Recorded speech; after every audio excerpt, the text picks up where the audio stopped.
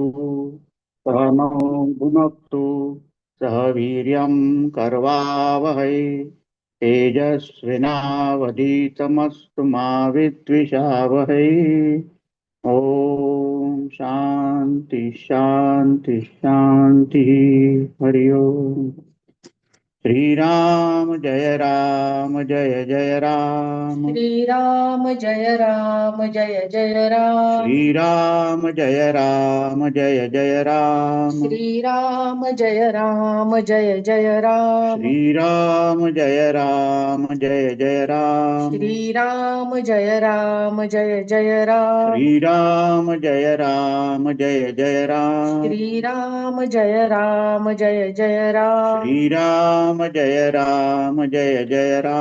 श्री राम जय राम श्रीराम जय राम जय जय राम। श्री राम जय राम श्रीराम जय राम जय जय राम। श्री राम जय राम श्रीराम जय राम जय जय राम।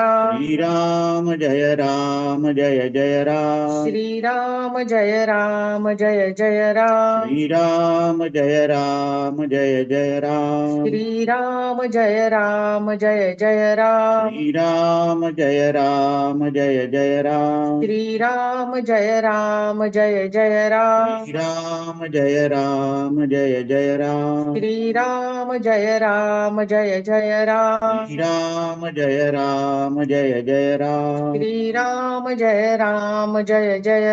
श्री राम जय राम श्रीराम जय राम जय जय राम। श्री राम जय राम श्रीराम जय राम जय जय राम। श्री राम जय राम श्रीराम जय राम जय जय राम। श्री राम जय राम श्रीराम जय राम जय जय राम। श्री राम जय राम श्रीराम जय राम जय जय राम। श्री राम जय राम श्रीराम जय राम जय जय राम। श्री राम जय राम श्रीराम जय राम जय जय राम। जय राम जय राम श्रीराम जय राम जय जय राम। जय राम जय राम श्रीराम जय राम जय जय राम। जय राम जय राम श्रीराम जय राम जय जय राम। श्री राम जय राम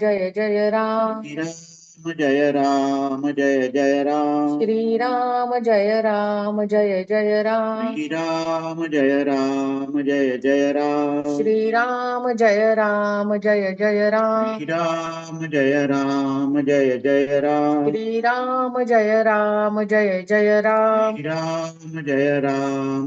जय राम। श्री राम जय राम श्रीराम जय राम जय जय राम। श्री राम जय राम श्रीराम जय राम जय जय राम। श्री राम जय राम श्रीराम जय राम जय जय राम। श्री राम जय राम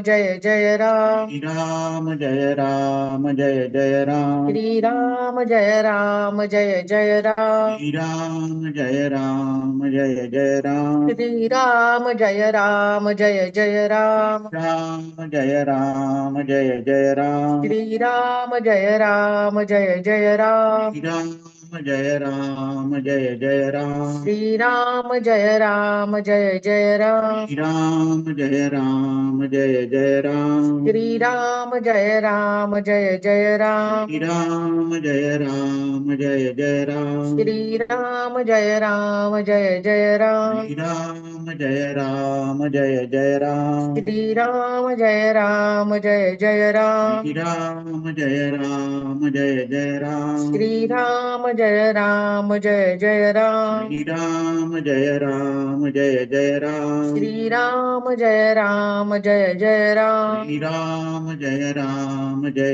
राम श्रीराम जय राम जय जय राम। श्री राम जय राम श्रीराम जय राम जय जय राम। श्री राम जय राम श्रीराम जय राम जय जय राम। श्री राम जय राम श्रीराम जय राम जय जय राम। श्री राम जय राम जय जय राम श्रीराम जय राम जय जय राम राम जय राम जय जय राम श्रीराम जय राम जय जय राम राम जय राम जय जय राम श्रीराम जय राम जय जय राम राम जय राम जय जय राम श्रीराम जय राम जय जय राम राम जय राम जय जय राम श्रीराम जय राम जय जय राम राम जय राम जय जय राम श्रीराम जय राम जय जय राम राम जय राम जय जय राम श्रीराम जय राम जय जय राम राम जय राम जय जय राम श्रीराम जय राम जय जय राम जय राम जय जय राम श्रीराम जय राम जय जय राम राम जय राम जय जय राम श्रीराम जय राम जय जय राम राम जय राम जय जय राम श्रीराम जय राम जय जय राम राम जय राम जय जय राम श्रीराम जय राम जय जय राम राम जय राम जय जय राम श्रीराम जय राम जय जय राम जय जय रघुवीर समर्थ सुखा सारिके पूर्ण वैराग्य जानसे वसिष्ठा परिज्ञान योगेश्वरासे कवी वाल्मिका सारिका मान्य ऐसा नमस्कार माझा सद्गुरु रामदासा जय जय रघुवीर समर्थ अलंकापुरी पुण्यभूमी पवित्र तिथे नांदतो ज्ञानराजा सुपात्र तया आठविता महापुण्यराशी नमस्कार माझा सद्गुरु ज्ञानेश्वरासी भागवता आणिले प्राकृती जनहितार्थ प्रपंची नांदुनी साध्य करी जो परमार्थ एकादशावरी टीका केली सुगमार्थ गाथा नमस्कार माझा सद्गुरु संत एकनाथा शांती ब्रह्म श्री एकनाथ महाराज की जय जय जय रघुवीर समर्थ. आता आजचा कार्यक्रम ऑलरेडी आपल्याला सगळ्यांना मिळालेला आहे. आता यानंतर विष्णूजी ओंकार साधना घेतील, त्यानंतर साधना पंचकम स्तोत्राचं पठण होईल. त्यानंतर काल धुंडा महाराज देगलूकरांची पुण्यतिथी होती, त्या निमित्ताने डॉक्टर साहेब त्यांच्या चरित्रावर सुरुवात करतील बोलायला आणि त्यानंतर मग साधना पंचकम वरती सुरुवात होईल. राऊतजी. हो, नमस्कार. ओंकार साधनेचा अभ्यास करणार आहोत. सुरुवात आपण सोहम साधनेने करूयात. प्राणकर्षण क्रिया. ब्रीथ इन करताना मनातल्या मनात सो म्हणायचंय, ब्रीथ आउट करताना मनातल्या हम करायचंय. जिथं आपण बसलेला असेल तिथं कम्फर्टेबली बसा. खाली बसलेला असाल तर सुखासन, पद्मासन, अर्धपद्मासन किंवा वज्रासन. खुर्चीत बसला असेल ताट बसा. बॅक स्ट्रेट, नेक स्ट्रेट, नजर समोर, डोळे बंद. ब्रीथ इन करताना मनातल्या मनात सो म्हणायचंय. ब्रीथ इन सो, ब्रीथ आउट हम. सो हम, सो हम, सो हम, सो हम, सो हम, सो हम, सो हम, सो हम, सो हम, सो हम, सो हम, सो हम, सो हम, सो हम, सो हम, सो हम, सो हम, सो हम, सो हम. स्टॉप. 5 वेळा ओंकार करणार. सुरुवातीला 3 ओंकार, त्यानंतर 1 मिनिटाचं ध्यान, नंतर 2 ओंकार. ओंकार आपला जेवढा श्वास आहे त्या श्वासातल्या अर्ध्या श्वासात ओ म्हणायचंय आणि राहिलेल्या अर्ध्या श्वासामध्ये मकार करायचा आहे. ओंकार घंटा नद्यासारखा दीर्घ असावा, तिलाच्या धारेसारखा अखंड आणि शंखानाद सारखा दीर्घ असावा. एक्झेल, घर्षणयुक्त पूरक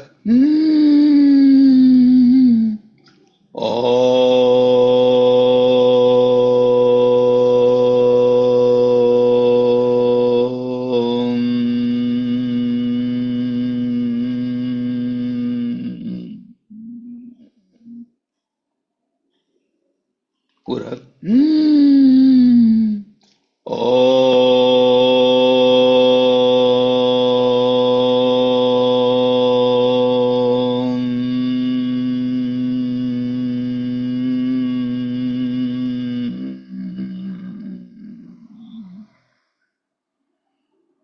पूरक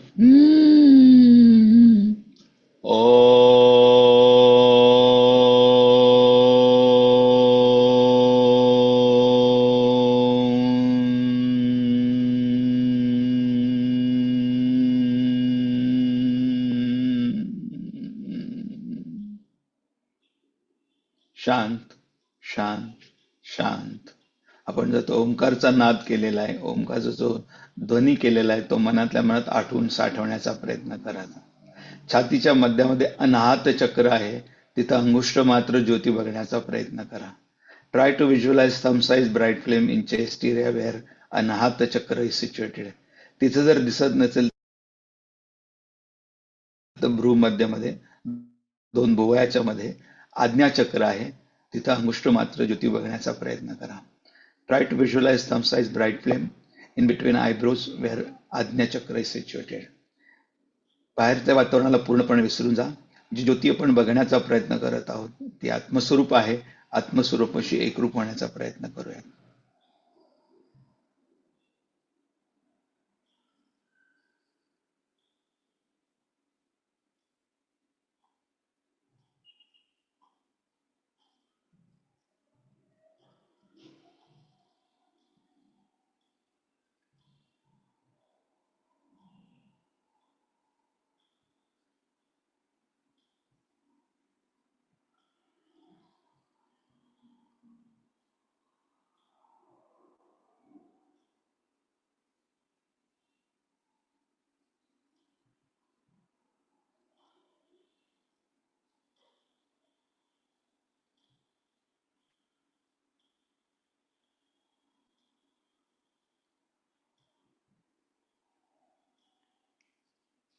परत एकदा 2 वेळा ओंकार.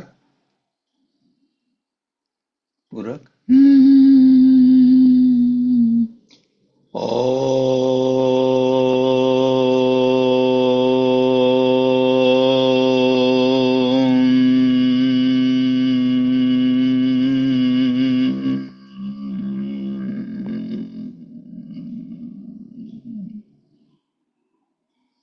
पूरक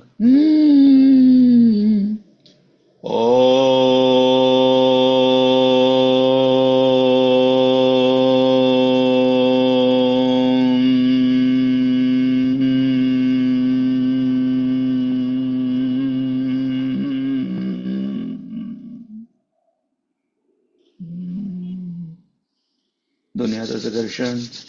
जी ऊर्जा आपण ओंकार साधनेच्या अभ्यासातून मिळवली त्या ऊर्जेचं संचालन पूर्ण शरीरभर करूया.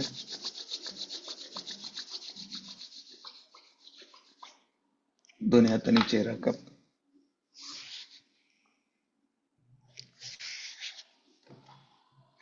हरि ओम.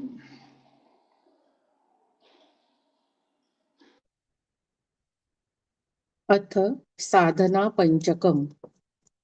वेदो नित्यमधीयतान्तदुदितं कर्मस्वनुष्ठीयतान् तेनेशस्य विधीयतामपचितिः काम्ये मतिस्त्यज्यताम् पापौघः परिधूयतां भवसुखे दोषोऽनुसन्धीयताम् आत्मेच्छाव्यवसीयतां निजगृहात् तूर्णौ विनिर्गम्यताम् सङ्गः सत्सु विधीयतां भगवतो भक्तिर्दृढाधीयताम् शान्त्यादिः परिचीयतां दृढतरं कर्माशु सन्त्यज्यताम् सद्विद्वानुपसृप्यतां प्रतिदिनं तत्पादुका सेव्यतां ब्रह्मैकाक्षरमर्थ्यतां श्रुतिशिरो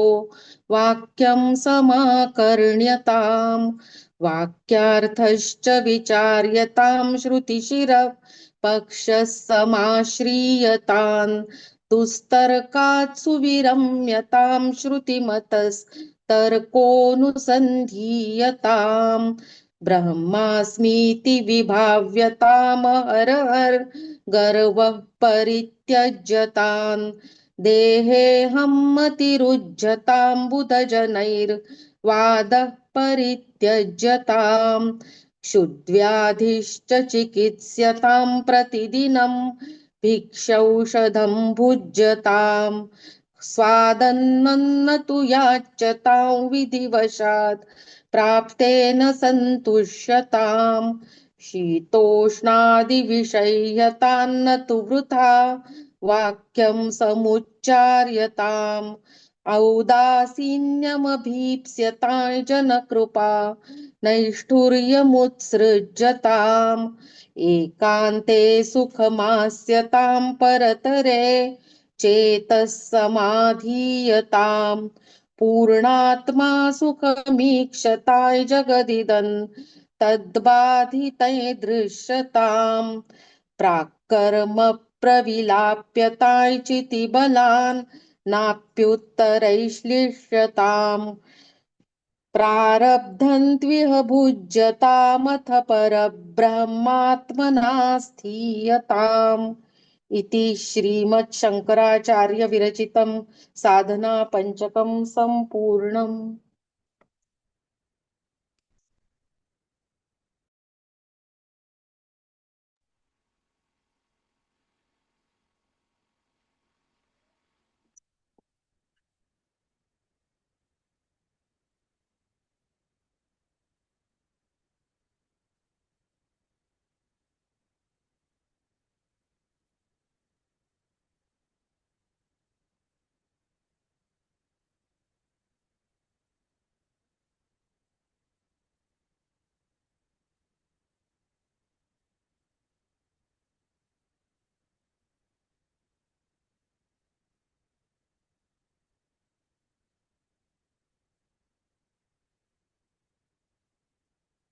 जय जय रघुवीर समर्थ। गुरु ब्रह्मा गुरुर्विष्णू गुरुर्देव महेश्वरा गुरु साक्षात परब्रह्म तस्मै श्री गुरुवे नमः। जय जय रघुवीर समर्थ। आजच्या आपल्याला चिंतनाचा विषय जे साधन पंचकम आपलं चाललेलं आहे त्याच्यातला आजचा चौथा श्लोक आपण घेऊ, पण त्यापूर्वी जे आहे ते ज्या ज्ञानेश्वरीचं आपलं चिंतन चाललेलं आहे, भगवद्गीता मधला आपण श्लोक पाहतो, त्याचा आपण अर्थ पाहतो, त्या श्लोकांवर ज्ञानेश्वरींनी काय चिंतन केलेलं, ज्ञानेश्वरींनी काय चिंतन केलेलं आहे ते जेव्हा मी पाहायला जातो तेव्हा आम्हाला दोन प्रकारचे ज्ञानेश्वरीमध्ये ग्रंथ सापडतात. एक ग्रंथ तो आहे त्याच्यामध्ये फक्त त्या ओव्याचा अर्थ दिलेला आहे, आणि दुसरे ग्रंथ असे आहे की ज्यांनी विवरणात्मक त्याचा त्या ओव्यांचा अर्थ दिलेला आहे. तर नुसतंच ओव्यांचा अर्थ पाहून जरी आम्हाला त्याचं कळतं तरी पण त्याचं विवरणात्मक ग्रंथामधनं जेवढं कळतं तेवढं त्याच्यातनं कळत नाही, ज्याच्यामध्ये ओवीचा फक्त अर्थ दिलेला आहे. उदाहरण जर द्यायचं गेलं तर मामासाहेब दांडेकर किंवा किसन महाराज साखरे यांच्या वंशातला जो आपला ज्ञानेश्वरी आहे साखरे महाराजांकृत, त्याच्यामध्ये फक्त जे आहे ते ओवीचा अर्थ दिला आहे. दांडेकरांनी सुद्धा जे आहे ते श्री गुरु दांडेकरांनी सुद्धा ओवीचा अर्थ दिला आहे. पण विवरणात्मक जो ग्रंथ आहे त्याच्यापैकी आपल्याकडे जे आहे ते एक तर हे आहे तुमचे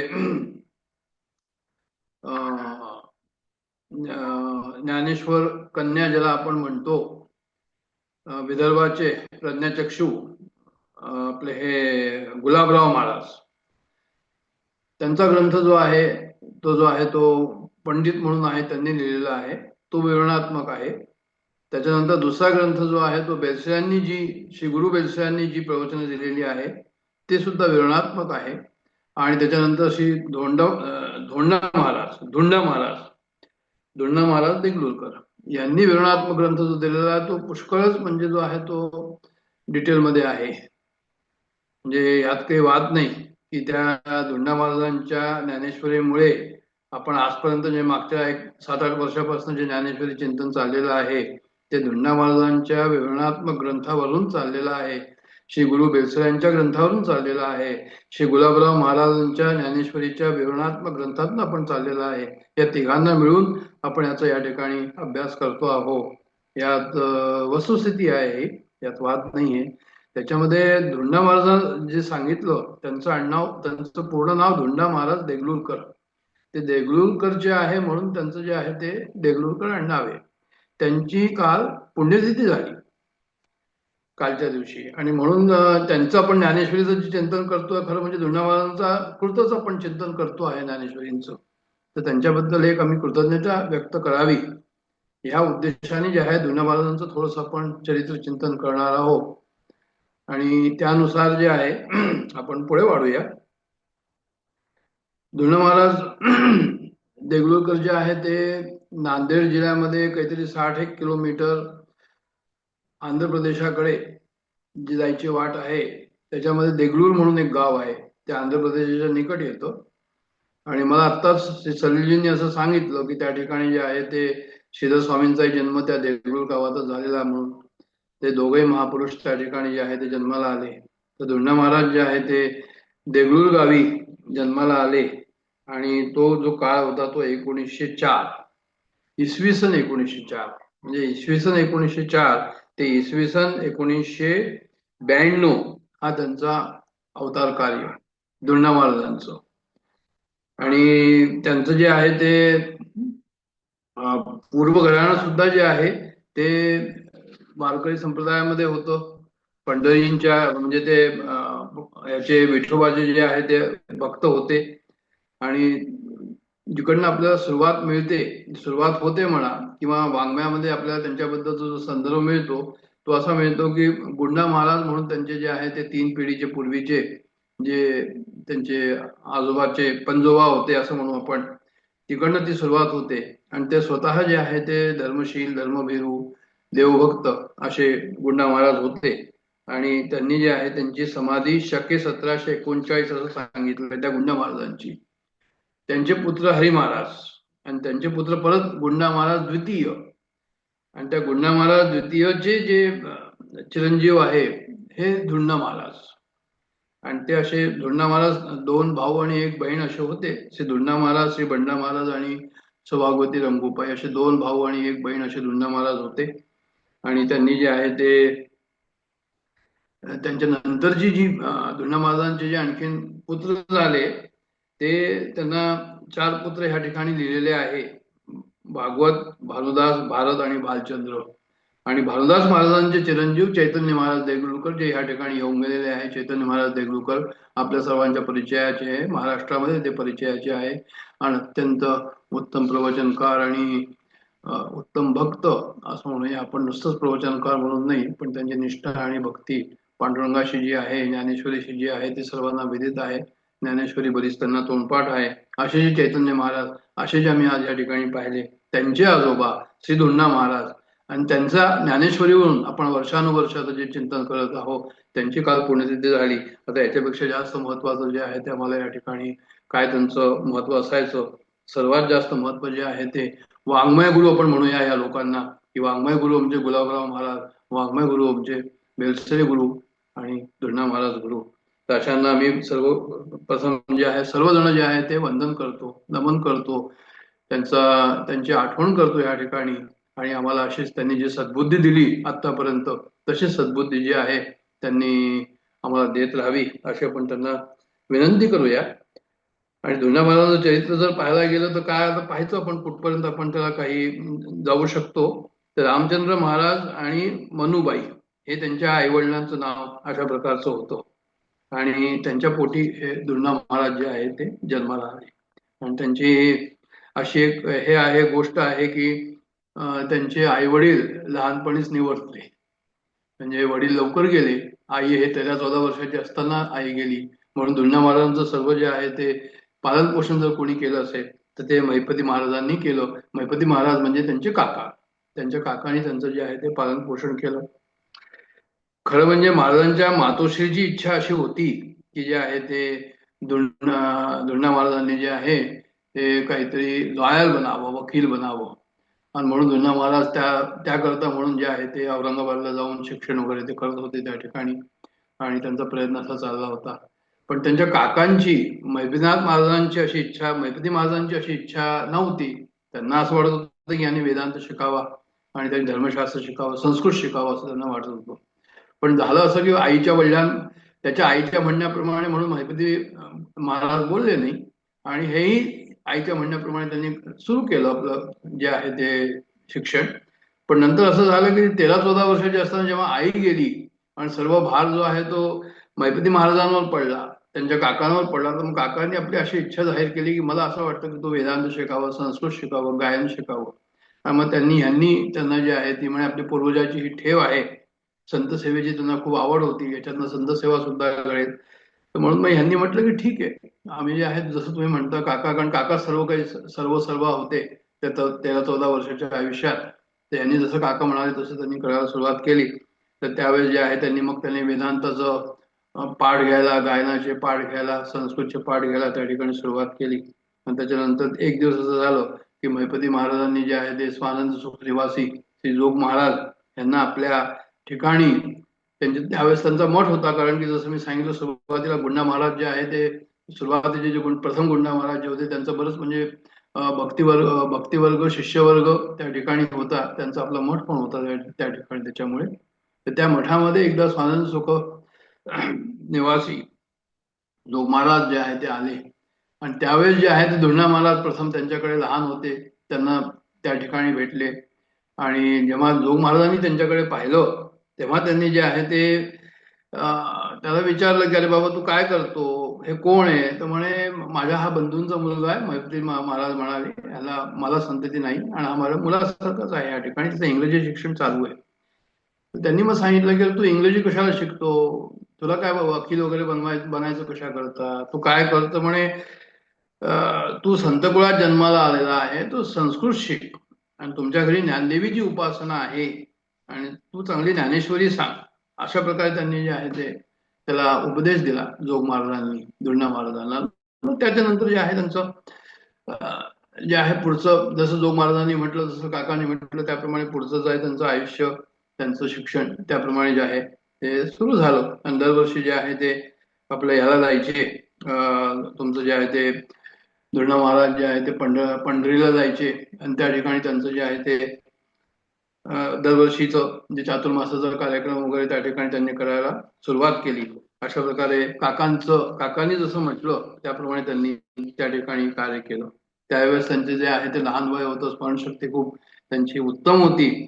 मग त्यांनी जे आहे ते कोणी पंडितप्राय भगवान शास्त्री धारुरकर यांच्या चरणाजवळ बसून त्यांनी न्यायशास्त्रावरील असं म्हणतात की तर्कसंग्रह दीपिका, वेदांत परिभाषा, पंचदशी, गीता भाष्य, ब्रह्मसूत्र, उपनिषदांचं यांचं श्रवण केलं, परिशोधन केलं, मनन केलं, चिंतन केलं. तर मी सर्व का सांगतो या ठिकाणी एवढं डिटेल की त्यांची काय योग्यता होती आपल्याला त्याच्यामुळे कळतं की त्यांनी आपल्याला ज्ञानेश्वरी जी लिहिली आपण जी वाचतोय ती सर्व याच्यातनं निर्माण झालेली आहे, या अभ्यासातनं त्यांनी निर्माण झालेली आहे. आणि त्याच्यानंतर मग जे आहे त्यांना 16व्या वर्षी त्यांचं जे आहे ते विवाहबद्ध ते झाले दुर्ना महाराज. त्यावेळेस त्यांचं वय 16 वर्षाचं होतं. बायकोचं वय जे आहे कृष्णाबाई यांचं 8 वर्षाचं वय होतं. आणि त्या वर्षीच त्यांनी जे आहे ते आषाढ शुक्ल एकादशीच्या दिवशी पहिलं कीर्तन दुर्ना महाराजांनी जे आहे सुरू केलं. आणि त्यावेळेस जे आहे ते कीर्तन संपलं आणि नंतर जे आहे ते सर्व लोकांनी त्यांचं जे त्या ठिकाणी सिनियर लोक होते त्यांना प्रेमबळाने त्यांचं जे आहे ते त्यांना आशीर्वचन दिलं आणि त्यांना सांगितलं की तुम्ही पुढे याच्यावर जे आहे या मार्गावर तुम्ही पुढे चालत राहा. कारण की त्यांची वाणी जी आहे त्यावेळेस त्यांनी असं पाहिलं की प्रखर होती, उत्तम होती, गोड होती. अशा प्रकारे आणि मग ते दरवर्षी ते दिंडीमध्ये जायचे, दिंडी वगैरे करायचे असं. त्याच्यानंतर पुढचे प्रसंग जे आहे ते कशा प्रकारे झाले की मुळे एकदा त्यांच्याकडून कोणी शास्त्री बुवा आले होते, लक्ष्मण शास्त्री द्रविड, आणि ते सुद्धा त्यावेळेसचे फार महान हे होते, म्हणजे विद्वान होते. आणि त्यांनी जेव्हा वेदांताचा अभ्यास पाहायला त्यांना खूप आनंद झाला आणि त्यांनी त्यांची खूप तारीफ केली, सांगितलं की संस्कृत शिकवण्याची आज गरज आहे, तुम्ही हे सर्व करत राहा म्हणून. तशा प्रकारे ह्या ठिकाणी असं सांगायचं की त्यांना पुष्कळशा संतांचे आशीर्वाद त्या ठिकाणी लाभले. काय तपस्या त्यांनी केली असेल, त्यामुळे महाराजांनी ज्ञानेश्वरीची 108 पारायणे देगलूर जवळ रामपूर नावाचं शिवतीर्थ आहे त्या ठिकाणी जे आहे त्यांनी सकाळी उठून जे आहे ते तिथपर्यंत तिथे जायचं 4-5 किलोमीटर, आणि त्या ठिकाणी जे आहे ते ज्ञानेश्वरीचं पारायण करायचं आणि शिवाला शिवमंत्राचा 1000 बिल्वपत्र समर्पित करीत नंतर ज्ञानेश्वरीच्या पारायणास प्रारंभ करायचा आणि सायंकाळी 6 वाजता पारायण पूर्ण करून मग ते घरी यायचे परत, आणि झोपताना फक्त पेलावर एक दूध घ्यायचे. अशा प्रकारची तपस्या धुण्या महाराजांनी त्या ठिकाणी केलेली आहे. आणि अशा 108 दिवस त्यांनी अशी खडतर तपस्या केली. आणि म्हणूनच ज्ञानेश्वरी आज आपण ते गेल्यानंतर एवढे वर्षानुवर्ष झालेले आहे तरी पण त्यांची आठवण करतो. त्यांची ज्ञानेश्वरीच वाचायचा जो आहे तो आमचा आग्रह. म्हणजे त्या ठिकाणी आमचं जे आहे मन रमतं, आम्हाला असं नवल वाटतं की अरे त्यांनी कसं काय एवढं सर्व डिटेल लिहिलं म्हणून. 60 वर्ष त्यांची पंढरीची वारी जी आहे ती चुकली नाही. काही प्रसंग त्यांच्या चमत्काराचे म्हणा किंवा त्यांच्या प्रसंग जीवनामधले असे आहे की त्यांचे जे आहे ते काहीतरी एक हैदराबादचं जे निजाम होते त्यांच्याकडनं काहीतरी त्यांना प्रॉपर्टी जी मिळालेली होती किंवा त्यांच्याकडनं जे जहागीर, मोगा नावाचं एक जहागीर होतं, त्यांना मोगा नावाचं एक गाव होतं, त्याचं जहागीर त्यांना मिळालेली होती. आणि चातुर्मासामध्ये जे आहे त्यांना असं पत्र आलं की ती जहागीर निजामाने हटवून दिली म्हणून. काकाने म्हटलं तू जा आता करून घे, त्यांना जाऊन निजामाला भेट, सांग त्यांना की आमचीच होती ही, आता पृथ्वी परत का घेताय वगैरे. पण त्यावेळेस त्यांनी असं म्हटलं की नाही, त्यांनी असं सांगितलं त्यावेळेस की म्हणे हे चातुर्मास झाला की मी जाईन. अरे म्हणे जी आहे ती पूर्वजांनी ही जहागीर सांभाळलेली एवढे वर्ष, तू आता असं असं कसं म्हणतो, लागलीच जायला हवं तुला तर त्यावेळेस त्यांनी असं त्यांना म्हटलं की लौकिक जहागिरीच्या मागे लागण्यात अर्थ नाही. काय तर म्हणे जे आपलं असेल ते कशानेही जाणार नाही. आता हे महत्वाचं आहे फार आपल्याकरता की जे आपलं असेल ते कशानेही जाणार नाही, आणि जाणारच असेल तर कितीही प्रयत्नाने ते आपल्याला मिळणार नाही. अनेक लोकांना महाराजांचा हा विचार रुचला नाही. चातुर्मास संपवून नंतर ते गेले आणि त्यावेळेस जे आहे ते निजामाला त्यांनी निरोप दिला की मी आलेलो आहे आपल्याला भेटायला. पहिल्यांदाच निजामांनी जे आहे ते नाहीच म्हटलं की मला काही नाही भेटायचं, तुमची जागीर जी आहे जप्त झालेली आहे. पण त्याच्यानंतर मग यांनी परत निरोप पाठवला की तुमचं दर्शन घ्यायचंय तर तुम्ही कमीत कमी जे आहे ते आम्हाला भेटू तर द्या, आमचं तुमचं दर्शन तर घेऊ द्या. मग निजामाने काय विचारायला मला बरं ठीक आहे या म्हणून. मग त्यांनी त्याला सांगितलं निजामाला की सुमारे 125 वर्षापासून आम्ही जहागरीचा ह्या ठिकाणी उपभोग घेतला, त्याबद्दल कृतज्ञता व्यक्त करण्यासाठी मी इथे आलेलो आहे. आपण जी जहागीर दिली ती दानपत्रातच, आणि त्या दानपत्रामध्ये असं लिहिलंय की आम्ही आपलं जे आहे ते धर्मकार्य करत राहावं म्हणून चातुर्मासात पंढरपूर येथे राहून धर्मसेवेची जी आज्ञा तुमच्या ह्याच्यामध्ये होती तीच आम्ही पाळलेली या ठिकाणी, तुमचं आज्ञेचंच पालन केलं आहे. आणि चातुर्मासात आपण बोलत होतो म्हणून आम्ही येऊ शकलो नाही, त्याच्याबद्दल आपण रागवू नका, तुमच्या आज्ञेचं आम्ही उल्लंघन केलं नाही, आज्ञेचं प्रतिपादनच केलं. अशा प्रकारे युक्तिवाद त्यांनी त्या ठिकाणी केला. आणि मग जे आहे ते निजामान जेव्हा थांबला त्यांनी विचारपूस केली की काय काय नाही हे म्हणतात ते बरोबर आहे का. मग त्यांनी सांगून दिलं की ठीक आहे, तुम्हाला तुमची जागीर मी परत देतो. तर अशा प्रकारे त्यांच्या जीवनातले अनुभव जे आहे ते या ठिकाणी नमूद केलेले आहे. अमृतानुभव याच्याबद्दल असं लिहिलं आहे या ठिकाणी, त्या सिद्धांताची उकल महाराज लिहिल्याने करत होते. आणि महाराजांसारखा सव्यसाची प्रवचनकार जो आहे तो विरळाच असं या ठिकाणी म्हटलेलं आहे. तर अशा प्रकारे त्यांनी त्याला ठेवायचं की म्हणजे लोकांना समजेल असं. इतकं त्यांचं भाषा जी आहे ती सरळ होती, स्वच्छ होती, सोपी होती, समजण्यासारखी होती.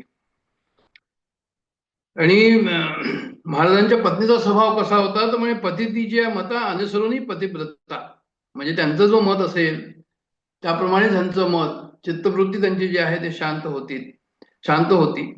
म्हणजे आता हे कशावरून त्यांनी उदाहरण दिलंय की कशावरून समजायचं, म्हणजे यांचा एक मोठा मुलगा वसंत म्हणून होता आणि तो मोटर ऍक्सिडेंट मध्ये तो गेला. आणि जेव्हा त्यांना असं कळलं त्यावेळेस महाराज मठात प्रवचन करत होते, त्यांनी ते तार हातात घेतली, पाहिली, ठेवून दिली, शांतपणे आपलं प्रवचन जे आहे त्यांनी चालू ठेवलं. आणि प्रवचन पूर्ण केल्यानंतर मग जे आहे ते सर्व दुःखात बातमी घरामध्ये त्यांनी सांगितली. बरीच मंडळी महाराजांचं सांत्वन करायला आली. तर महाराजांनी काय उत्तर दिलं असेल? त्यामुळे महाराजांनी हे उत्तर दिलं त्यांना की ऋणानुबंध संपला आणि तो गेला. किंवा श्री गुरु बेलसरांनी सुद्धा एका ठिकाणी असं लिहिलेलं आहे. ते भटजी बुवा जे त्यांच्या ओळखीचे होते, त्यांचाही 40 वर्षाचा मुलगा प्लेगनी गेला. त्यांना जेव्हा लोकांनी विचारलं की तुम्हाला काय वाटतं, तर म्हणे त्यांनी असं सांगितलं की संगत चांगली होती. अशा प्रकारे त्यांचं उत्तर दिलं त्या ठिकाणी. पण महाराजांनी काय उत्तर दिलं की ऋणानुबंध संपला आणि तो गेला. तिकीट संपलं आणि गाडीतून उतरावंच लागतं तिकीट संपल्यावर. तर अशा प्रसंगी सुद्धा त्यांनी जे आहे ते तीव्र दुःखामध्ये सुद्धा त्यांनी शांती ठेवली, हे या ठिकाणी सांगायचं आहे. तर हळूहळू त्यांची कीर्ती वाढत गेली. बरेचसे लोक त्या ठिकाणी जे आहे ते येत गेले त्यांचं कीर्तन ऐकायला. मोठे मोठे विद्वान साधू संत त्या काळाला, उदाहरण जर द्यायचं गेलं तर एक पांगारकर महाराज म्हणून होते, आपल्या सर्वांना त्यांचं नाव निश्चितच माहीत आहे.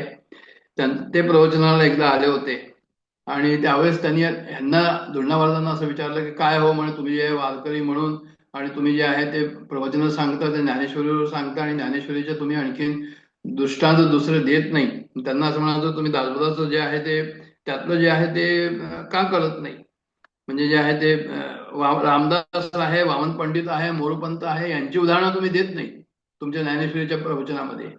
फक्त ज्ञानेश्वरीचं वारकरी संप्रदायाचंच तुम्ही हे करता. तर त्यांनी त्याच्यावर सांगितलं याचा अर्थ हा झाला की सांप्रदायिक दुराग्रह किंवा सांप्रदायिक द्वेषाचा हा प्रकार आहे असं मला वाटतं, असं पांगारकर साहेब त्यांना म्हणाले धुळणा महाराजांना. त्यावेळेस त्यांनी उत्तर दिलं ते सुद्धा ऐकण्यासारखं आहे की मी आपल्या पुढे लहान आहे, मला बोलण्याचा अधिकार नाही, आपली क्षमा मागून मला असं म्हणायचं या ठिकाणी की वारकरी संप्रदाय ही रामचंद्र देवताच मानतो. प्रत्येक वारकरी राम जन्मोत्सव करतो. एकनाथांचे भावार्थ रामायण हा वारकऱ्यांचा उपासना ग्रंथ आहे. वारकऱ्यांचा मंत्रही रामकृष्णही असाच आहे. आणि वारकरी संतांच्या अभंगातून जेवढे विठ्ठल नामाचं महात्म्य आहे तेवढंच राम नामाचंही महात्म्य आहे. श्री समर्थ अद्वैत तत्वज्ञानी होते, वारकरी संप्रदायही अद्वैत तत्वज्ञानी आहे. मग अशा ठिकाणी द्वेषाचा प्रश्न कुठे आला? वारकऱ्यांना काय होतं की समग्र ज्ञानेश्वरी, समग्र तुकारामांचा गाथा, नाथ भागवत, भावार्थ रामायण, सहस्रावधी ओव्या, नामदेवरायांच्या अभंगातील बाळक्रीडा, तीर्थावळी अशा हजारो अभंग पाठ असल्यामुळे काय होतं की म्हणजे त्यांना समजेल अशा प्रकारे आम्ही त्यांना उदाहरण समोर देतो. हजारो अभंग पाठ असणारे लोकही हजारोने सापडतील, पण दासबोध आणि कंठत असणारे लोक कमी असतात. म्हणून हा रेफरन्स लक्षात घेऊन त्यांना जास्त जे आहे तिकडचं वारकरी संप्रदायाचं जे आहे ते उदाहरणं दिली जातात. पण निर्बंध काहीच नाही. आणि अन्य कीर्तनकार सर्वांची वचने वापरतात, पण निर्बंध नसल्यामुळे घसरत लावणी पोवाडा इत्यादी सुद्धापर्यंत ते जातात. आणि आम्ही तशा प्रकारे काही करत नाही. आमच्या संप्रदायामध्येच आम्ही राहतो, पण कमीत कमी त्या भाविकांना समजतं तर असं त्यांना म्हणायचं होतं. त्यांचं जे आहे ते ह्या काळामध्ये नंतर प्रवचन देताना सर्व काही म्हणजे पुष्कळ ठिकाणी ते प्रवासामध्ये सुद्धा गेले होते. प्रवास, प्रवचन आणि प्रबोधन अशा प्रकारचा त्यांचा कार्यक्रम त्या ठिकाणी चालायचा. 4 महिने पंढरपुरात राहून नंतर 100-150 महाराष्ट्रातले गावं चातुर्मासानंतर ते जे आहे प्रवचन करून यायचे ते 8 महिन्यामध्ये. आणि हा त्यांचा धर्मच झाला होता जणू काही की प्रवास, प्रवचन आणि प्रबोधन. महाराज म्हणायचे की श्रोते प्रवचनाला येतात, मी त्यांना बघतो, मला आनंद होतो, धन्यता वाटते. आणि मला काय वाटतं हे खूप सुंदर या ठिकाणी लिहिलं आहे त्यांनी. मला असं वाटतं की म्हणजे हजारो डोळ्यांनी, कारण हजारो लोक श्रोते त्या ठिकाणी येत होते त्यावेळेस, तर हजारो डोळ्यांनी माऊली माझ्याकडे बघते आहे, माझा ऐकते आहे, अशी माझी पवित्र भावना त्या ठिकाणी आहे असं मला त्या ठिकाणी वाटतं. म्हणून बोध, पाठ, प्रवचन, कीर्तन, वारी, परंपरा यातून महाराजांचं जे जीवन अखंडपणे चालू होतं. ह्याच्यामध्ये सुद्धा त्यांना 2दा हार्ट अटॅक आला, पण तरी सुद्धा जे आहे त्यांनी आपलं कार्य या ठिकाणी थांबवलं नाही. काय होतं की सोनोपंत दांडेकर हे त्यांच्याच समकालीन होते. आणि असं एक झालं त्यावेळेस की म्हणजे जे आहे ते एकदा त्यांना जेव्हा अन्नदान करायचं होतं, हे दोघं मिळून कार्य बरोबर करत होते. पण त्या ठिकाणी असा एक काहीतरी हे आला की जेव्हा सोनोपंत दांडेकरांचं निर्वाण झालं त्यावेळेस चातुर्मास चालला होता आणि महाराजांना जे आहे ते चातुर्मासामध्ये पंढरपूरला होते महाराज. आणि त्यांना हा प्रश्न पडला की चातुर्मासामध्ये मी आजपर्यंत जे आहे ते कधी घर सोडून गेलो नाही, मग आता काय करायचं मी म्हणून. तर त्यावेळेस जे आहे ते त्यांनी असा निर्णय घेतला की नाही, मी 1 दिवसाकरता जाईन आणि माझ्या गुरुबंधूंना, दांडेकरांना मी पाहून येईन. म्हणून ते चातुर्मासामध्ये पहिल्यांदा पंढरपूर सोडून ते जे आहे मामासाहेबांकडे गेले. आणि त्यांचं दर्शन घेतलं त्या ठिकाणी आणि तसेच वापस आले. त्या ह्या सर्व जाण्यामध्ये आणि परत वापस येण्यामध्ये त्यांनी एकही अन्नाचा कण कुठेही खाल्ला नाही, पूर्ण उपास केला आणि तो उपास जो आहे तो परत वापस पंढरपूरला येऊन त्या ठिकाणी सोडला. तर अशा प्रकारचं चरित्र, अशा प्रकारचं तपस्या त्यांच्या चरित्रामध्ये आपल्याला जे पाहायला मिळते, ज्याने आपलं मन जे आहे ते एकदम एक दुसऱ्या लेवललाच चाललं जातं. असंच एकदा अन्नदान चाललेलं होतं आणि त्या दिवशी त्यांना अन्नाबद्दलच व्यवस्था जी आहे ती जमत नव्हती. मग कोणी व्यक्ती आले आणि त्यांनी सांगितलं की मी तुम्हाला तुमची आजची व्यवस्था करायला तयार आहे. त्यांनी सांगितलं की आज जरा जास्त लोक अन्नदानाला आहे, तर तुम्हाला ते झेपेल का वगैरे. यांनी म्हटलं नाही, तुम्हाला काय हवं ते तुम्ही मला सांगा. म्हणजे त्यांनी त्या गृहस्थांनी यांना दिलं आणि व्यवस्था झाली. 800 लोकांची व्यवस्था झाली. 800 रुपये त्यावेळेस मागितले, 800 रुपये त्या काळात त्यांनी दिले. पण नंतर जे आहे त्यांना विचारलं की बा तुम्ही आपलं काही नाव गाव वगैरे दिलं. त्यांनी म्हटलं काही नाही. त्यांनी आपलं बोलता बोलता जे आहे ते निघून गेले. नाव गाव काही दिलं नाही आणि परत कधीही ते त्या ठिकाणी आले नाही.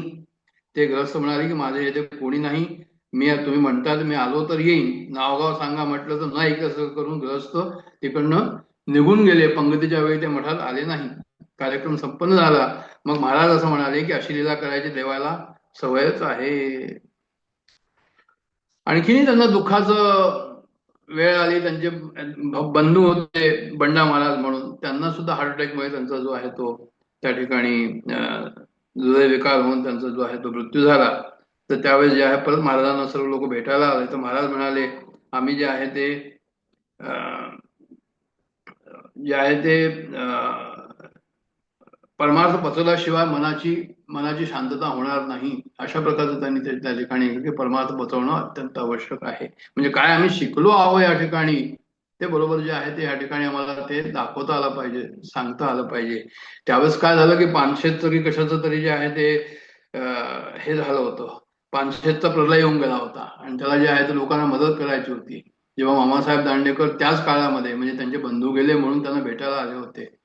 तर त्यावेळेस जे आहे त्यांनी त्यांना जेव्हा मामासाहेब आले तर त्यांनी त्या पानशेतच्या प्रकरणाकरता लोकांना मदत म्हणून 500 रुपये दिले. तर मामासाहेब म्हणाले तुम्ही तर दुःखात आहात, तुम्ही कशाला काही काही देताय म्हणून.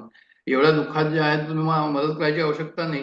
त्यावेळेस त्यांनी असं म्हटलं की जे का रंजले गांजले त्याशी म्हणे जो आपुले, ही जी साधूची निशाणी आहे ती साधूच्याच ठाई असते. अशा प्रकारचं जे आहे त्यांनी लोकांना मदत केली. त्या काळामध्ये असंही झालं होतं की निजाम राज्यातील रजाकारांनी जे आहे ते बमन को काटो बनियों को लुटतो आपस में बाटो अशा प्रकारचं काही करून खूप उपद्व्याप केला होता. लोक पंढरपूरकडे, आंध्राकडून पंढरपूरकडे जात होते. तर लोकांना त्यांनी बरीच मदत केली. त्यावेळेस सर्वांना जे आहे ते आपल्याकडे खपवून घेतलं असं त्यांनी राहिलं. त्याच्यावर मग गौरव केला गेला त्यांचा की धोंडा महाराज सज्जन त्यांनी शतपोती अन्नदान केले पूरग्रस्त लागून त्यावेळी पहा हो. मग त्याच्यानंतर जे आहे ते त्यांनी भारतामधल्या सर्व दूर तीर्थयात्रा पण केलेल्या आहे. म्हणजे डाकोरला गेले, त्याच्यानंतर जे आहे ते गुजरातमध्ये गेले, जगन्नाथपुरीकडे गेले. अशा प्रकारचं जे आहे त्यांचे वर्णन या ठिकाणी आहे आणि त्यांचं बरेच ठिकाणी स्वागत वगैरे पण झालं. नंतर जे आहे ते भक्ती आणि हरिनाम पोहोचवण्याची घरघर पोहोचवण्याची सोपी वाट अशा प्रकारे जे आहे त्यांनी हरिपाठाचा विषय हाताळला. त्याच्यावर जो आहे तो 600 पानाचा ग्रंथ लिहिला. म्हणजे बऱ्याच मोठा ग्रंथ लिहिला. हरिपाठ जो आहे तो आहे लहान पण आशयाने सर्वात मोठा आहे. अशा प्रकारचं जे आहे त्यांनी वर्णन त्यांनी केलं. संत वचनामृत असं नावाचं महाराजांचं 150चं पुस्तक जे आहे ते सुद्धा त्या ठिकाणी प्रसिद्ध झालं. आता मी शेवटाकडे येतो कारण की एक दोन आणखीन आहे या ठिकाणी की 61वी त्यांची झाली. त्यावेळेस त्यांनी सांगितलं की ज्ञानेश्वरी सेवा गौरव करावा असं ठरलं होतं. तर महाराज म्हणाले त्याच्यावर की धोंड्यावर सोन्याचे दर्पण आले. त्यांची इच्छा नव्हती सर्व करायची, पण कैवल्याचा पुतळा प्रगटला भूतळा, चैतन्याचा जिव्हाळा ज्ञानोबा महाराज या अभंगावर त्यांनी त्यावेळेस जे आहे ते मोठं रसाळ मनमतने कीर्तन असं केलं. आणि RSS प्रमुख गोळवळकर महाराज त्या ठिकाणी होते त्यावेळेस. त्यांना नंतर बऱ्याच लोकांनी असं म्हटलं की तुम्ही सर्व प्रवचन करता आहात तर काहीतरी लिहा. 70-72 वर्षापासून तुम्ही विद्यावंताच्या नगरीत विद्यापीठाने त्यांचा सन्मान केला. त्यावेळेस 70-72 वर्ष मी ज्ञानेश्वरी प्रवचन केली, जनजागरण केलं. पण मी ज्ञानेश्वरी लोकांना सांगितली तर म्हणे का सांगितली, ती मला कळली म्हणून सांगत नाही तर स्वतःला ज्ञानेश्वरी कळावी म्हणून सांगत राहिलो. आता हे फार महत्वाचं आहे आपल्या सर्वांकरता, जे अभ्यास करतात, बोलतात, ऐकतात, की आम्ही जे करतो आहोत, बोलतो आहोत, हे सर्व कशा करतात. म्हणजे ज्ञानेश्वरांनी, माऊलींनी जशी मला ती कळू दिली तशी मी सांगितली, त्याचप्रमाणे आपल्या सर्वांनाही कळो.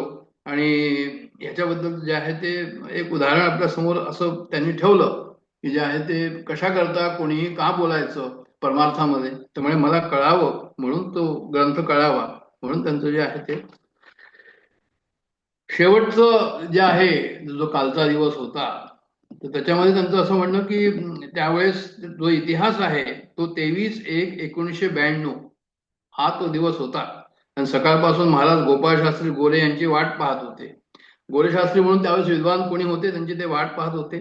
भेटले त्यांना ते, त्यांनी जे आहे ते एकमेकांना डोळेवरून पाहिले, दोघांचंही नयन झुरू लागले. सूर्य मावळतीला जात होता, गुरुवारचा मंगल दिवस होता तो, उत्तरायण. असं सारे मुहूर्त साधून सायंकाळी 5:30 वाजता महाराजांची प्राणज्योत पंढरपूर क्षेत्री विठुरायाच्या साक्षीने त्यांच्याच चिंतनात मावळली. सारे पंढरपूर दर्शनाला लोटले. आणि ही बातमी त्यावेळेस त्यांची पत्नी सौभाग्यवती अम्माच्या कानी जाऊ दिली नाही. भजन सुरू केलं त्यावेळेस. त्या दिवशी रात्रभर भजन झालं असं म्हणायला हरकत नाही. आणि अम्मा विचारत होता की आज असं भजन कशा करता करताय तुम्ही सर्व लोक, आज काय असं झालं. पण त्यांना त्यावेळेस सांगितलं नाही. पण सकाळ झाली त्यावेळेस त्यांना सांगितलं, त्यांना वार्ता दिलेली की म्हणजे जे आहे ते असं असं झालं म्हणून. मग त्यांनी आपल्या सुनेला सांगितलं की करंडा मागितला, आपल्या कपाळाला कुंकू लावलं, आपल्या सुनेला पण कुंकू लावलं आणि सांभाळा त्यांना असं म्हणायचं होतं त्यावेळेस. आणि त्यांनी महाराजांच्या चरणावर त्यावेळेस मस्तक ठेवलं, तिथेच होते ते. आणि 10-12 मिनिटाच्या आतच त्या साध्वी माऊलीचे सुद्धा प्राणज्योत त्या ठिकाणी निमाली.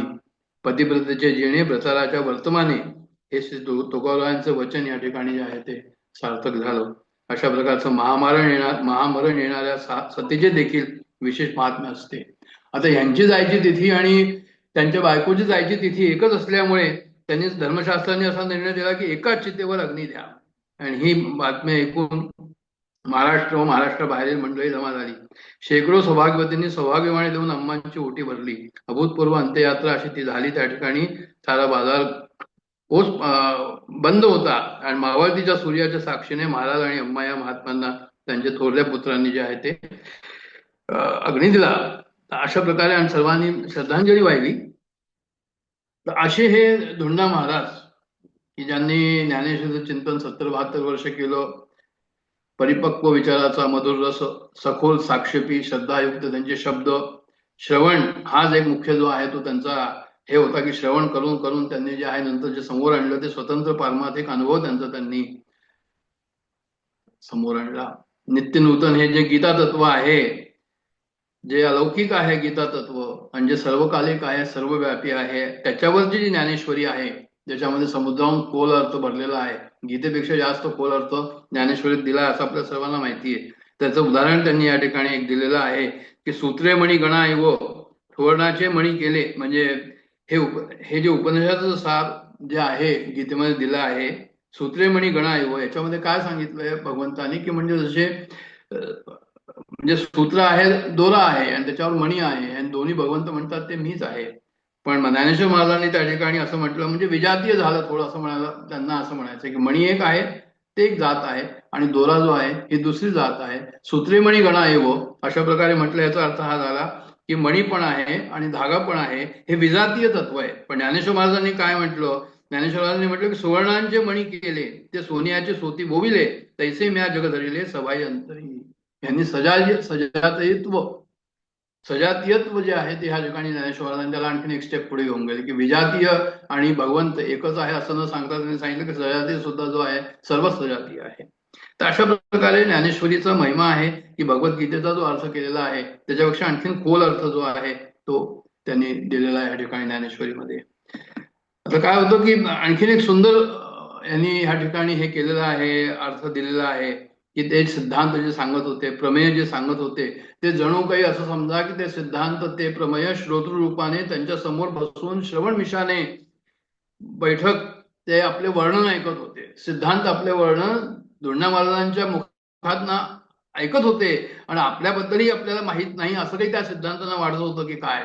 आणि अशा प्रकारचं त्यांनी त्या सिद्धांताने ऐकून त्यांनी तृप्तीचे ढेकर द्यावे आणि ती तृप्तीची ढेकळ दिल्यानंतर या धुंडा महाराजांना जे आहे दुसऱ्या दिवशी काय बोलायचं आहे आता मला, त्यांनी सुद्धा पोटावर हात फिरवावा धुंडा महाराजांनी नंतर प्रवचन झाल्यावर, आणि उद्या कोणते अनाकलनीय अंग मला ह्या ठिकाणी सांगायचं आहे, कोणता सिद्धांत सांगायचा आहे, अशा प्रकारचं चिंतन त्यांचं आयुष्यभर त्यांनी जे आहे ते केलं. त्यांचं ज्ञानेश्वरीच ही प्राण त्या ठिकाणी होती की माऊली आत्मा म्हणजे हेच ज्ञानेश्वरी, म्हणजे आत्मतत्व जो जाणतो, मी कोण हे जाणायचो, आत्मतत्व हे जाणायचो. यांनी सांगितलं माऊली आत्मा हीच हाच ज्ञानेश्वर, हीच ज्ञानेश्वरी, आणि याच्याशिवाय आणखीन जे आहे ते कोणी नाही. अशा प्रकारे हे सर्व वर्णन ह्या ठिकाणी केलेलं आहे. मी आता इथेच थांबणार आहे.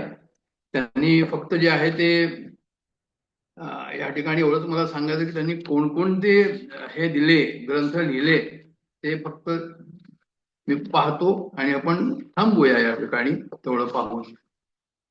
त्यांनी जे ग्रंथ लिहिले ते हरिपाठ विवरण आणि एकनाथी हरिपाठ विवरण, नारद भक्तिसूत्र विवरण, पसायदान, संत वचनामृत, अभंग निरूपण ज्ञानेश्वरांचे आणि इतर अभंग निरूपण जे आहे 2 हे आहे, आणि आध्यात्मिक विचारधारा, अशा प्रकारचे त्यांनी ग्रंथ या ठिकाणी लिहिले.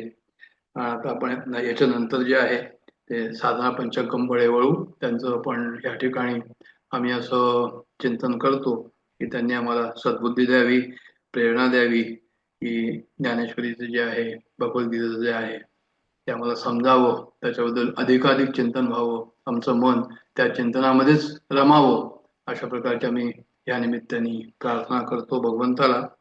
आणि पुढच्या साधन पंचकम आम्ही सर्व साधक आहोत, आणि हे साधन पंचकम जे आहे ते काय सांगतो त्याच्याकडे आपण जाऊया. जय जय रघुवीर समर्थ.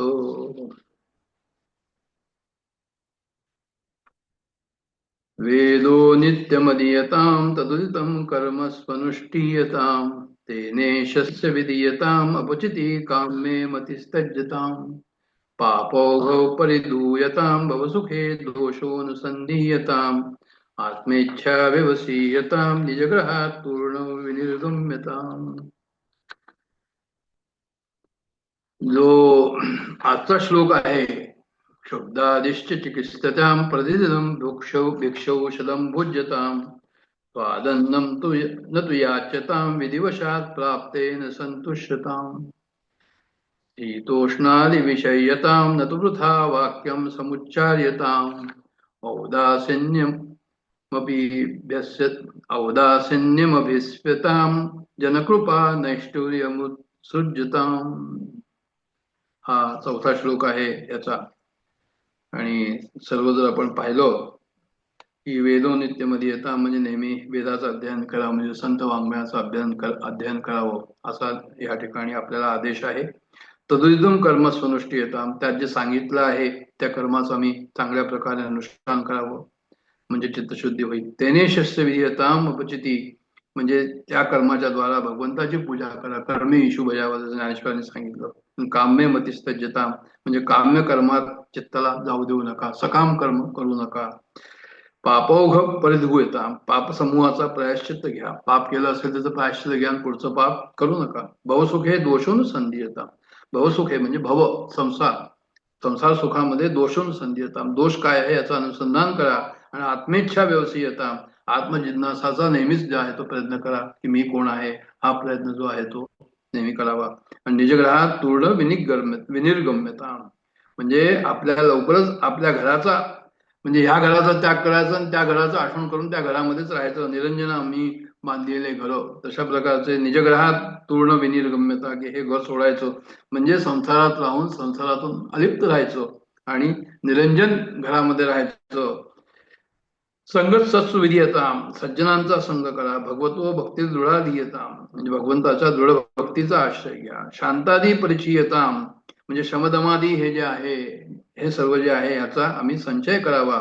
आणि दृढतरम कर्माश सत्यजता, आणि कठोर कर्माला शीघ्रही दृढतापूर्वक टाकून द्या. म्हणजे असे कर्माशी तुम्ही संलग्न होऊ नका, निष्काम राहून तुम्ही कर्म करा. सद्विद्वानुपसप्यता प्रतिदिनम, म्हणजे खऱ्या साधू खऱ्या विद्वानांकडे नित्य जा. तत्पादुका सेवेता, त्यांच्या चरण पादुकांचं सेवन करा, गुरुच्या चरण पादुकांचं सेवन करा. आणि ब्रह्मेकाक्षरमर्थता, म्हणजे ओंकार उपासना, प्रणव उपासना, ज्याची एकाक्षर ब्रह्माची जिज्ञासा करा, म्हणजे एक तत्व ते काय आहे याची आम्ही जे आहे ते उपासना करावी. श्रुतिशिरो वाक्यम समाकर्ता, म्हणजे वेदांच्या महावाक्याचं आम्ही श्रवण करावं, महावाक्याचा अर्थ काय आहे आणि तो वाक्य अर्थ आम्ही जे आहे ते समजून घ्यावा.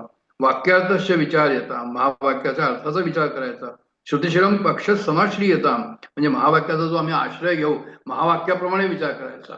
त्याच्यामध्ये आपले तर्क टाकून त्याला फोडायचं नाही. तर महावाक्याने जे सांगितलं आहे श्रुतिशिरो पक्ष, श्रुतीचा पक्ष घ्यायचा आणि त्याप्रमाणे विचार करायचा. आणि दुस्तर्कात विरम्यता, म्हणजे कुतर्कापासून दूर राहायचो.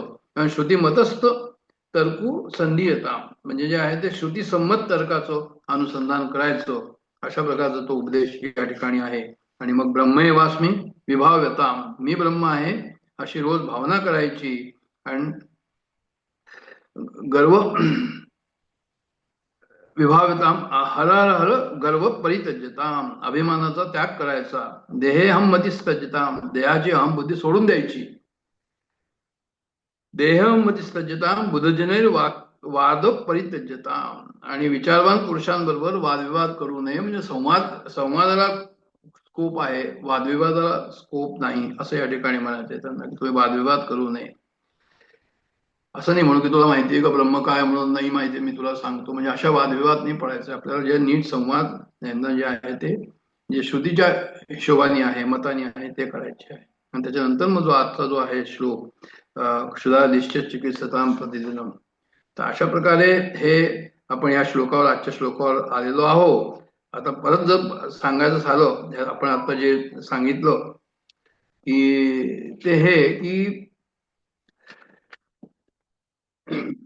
हे स्टेप बाय स्टेप साधना पंचकम आहे. 40 ह्याच्यामध्ये जे आहे ते स्टेप्स आहे सेल्फ रिलायझेशन करता. तर याच्यामध्ये चित्तशुद्धी आम्ही आपली करायची, चित्ताची एकाग्रता करायची या ठिकाणी. आणि आम्हाला असा विचार व्हावा मनामध्ये की आम्हाला व्यापक तत्व जे आहे त्याचा अनुभव या ठिकाणी असायला हवा, व्हायला हवा. ही नेहमी आपल्या जिज्ञासा त्या ठिकाणी हवी. आणि मग त्याच्याकरता काय करायचं, त्यामुळे त्याच्याकरता जे आहे ते श्रवण मनन निधिध्यासन अशा प्रकारचं असायला हवं. म्हणजे श्रवणाने जे आहे आम्हाला, श्रवणाने पुष्कळचं काम साधतं. श्रवणाशिवाय ते होणार नाही. श्रवण खूप करावं, श्रवण भरपूर करावं, नित्य करत राहावं, सदोदित करत राहावं, कारण त्याच्याशिवाय तुम्हाला पुढे जाताच येत नाही. कारण श्रवणाने काय होईल की म्हणजे आहे तुम्हाला चित्तशुद्धी त्या ठिकाणी होईल. आणि मननाने काय होईल, त्यामुळे मननाने जे आहे तुमचे संशय निवृत्ती होईल. मननेन संशय निवृत्ती असं म्हणतात. आणि कर्मयोगाने काय होईल तर म्हणजे चित्तशुद्धी होईल. निष्काम कर्म केल्याने, म्हणजे आम्ही काहीतरी लोकांकरता आपला स्वार्थ न करता जर केलं तर कर्मयोगेनं चित्तशुद्धी म्हणजे मन निवृत्ती. आणि उपासनेनं विक्षेप निवृत्ती. उपासना केल्याने काय होईल, बरोबर जसं आता दोंडा महाराजांची उपासना आम्ही सांगितली की 108 पारायण त्यांनी कशी केली, अशी उपासना जर आम्ही केली तर विक्षेप निवृत्ती आमची होईल. म्हणजे आमची मनाची चंचलता जी आहे ती कमी होईल. आणि असं उपासनेने मनाची चंचलता कमी झाल्यानंतर, श्रवणेनं अज्ञान निवृत्ती झाल्यानंतर, श्रवणाने काय होईल की जे अज्ञान आहे की मी कोण, मी देह आहे असं अज्ञान आहे, ते जाऊन अज्ञान निवृत्ती म्हणजे मी परब्रह्म परमात्मा तो मीच आहे अशा प्रकारचं ज्ञान, तो व्यापक आहे तो अशा प्रकारचं ज्ञान होईल. आणि मननेन म्हणजे संशय निवृत्ती, सर्व संशय त्या ठिकाणी जातील. आणि निधिध्यासेन निर्वासन होईल, म्हणजे वासना निवृत्ती होईल या ठिकाणी. तर हे जे असे एक जनरल रूल्स आहे ते आम्ही लक्षात ठेवावे. आणि आता जसं म्हटलं की उपासना करायला हवी, तर उपासनेमध्ये आलं क्षुधादिश्य चिकित्सतान प्रतिदिन भिक्षोषता, म्हणजे जे आहे क्षुध म्हणजे काय, म्हणजे भूक आहे ती. तर यांनी असं म्हटलंय की जसं आम्हाला माहिती की अमका रोग, टायफॉइड हा रोग आहे, निमोनिया हा रोग आहे, त्यांनी म्हटलं क्षुध सुद्धा जे आहे हा सुद्धा रोग आहे, हा सुद्धा डिसीज आहे. आणि अशा प्रकारचा डिसीज आहे. आता आम्ही रोगांचं काय करतो, म्हणजे ट्रीटमेंट करतो त्याचं. चिकित्सता म्हणजे ह्याचं सुद्धा जे आम्ही ट्रीटमेंट करावं, जे आमची भूक आहे त्याचं ट्रीटमेंट जे आहे करावं. Hunger is a disease and to treat by you have to take medicine. मग त्यांचं मेडिसिन जे आहे, आपण कोणतंही मेडिसिन घेतो तर कसं घेतो, तो म्हणे बरोबर वेळेने घेतो, ऑन टाइम घेतो असं म्हणायला हरकत नाही. तर बरोबर ऑन टाइम झाल्यानंतर तो जो आहे तो टायमाने एक म्हणजे रोजच्या वेळेवर घेतो आणि तो वेळ झाला की घेतो असं आहे. आणि ते औषध कसं असतं, म्हणजे कडू असतं, तर म्हणजे ते कडू जे आहे ते औषध असेल तरी पण आम्ही घेतो, आम्ही टेस्ट करता बॉदर करत नाही त्याच्याकरता.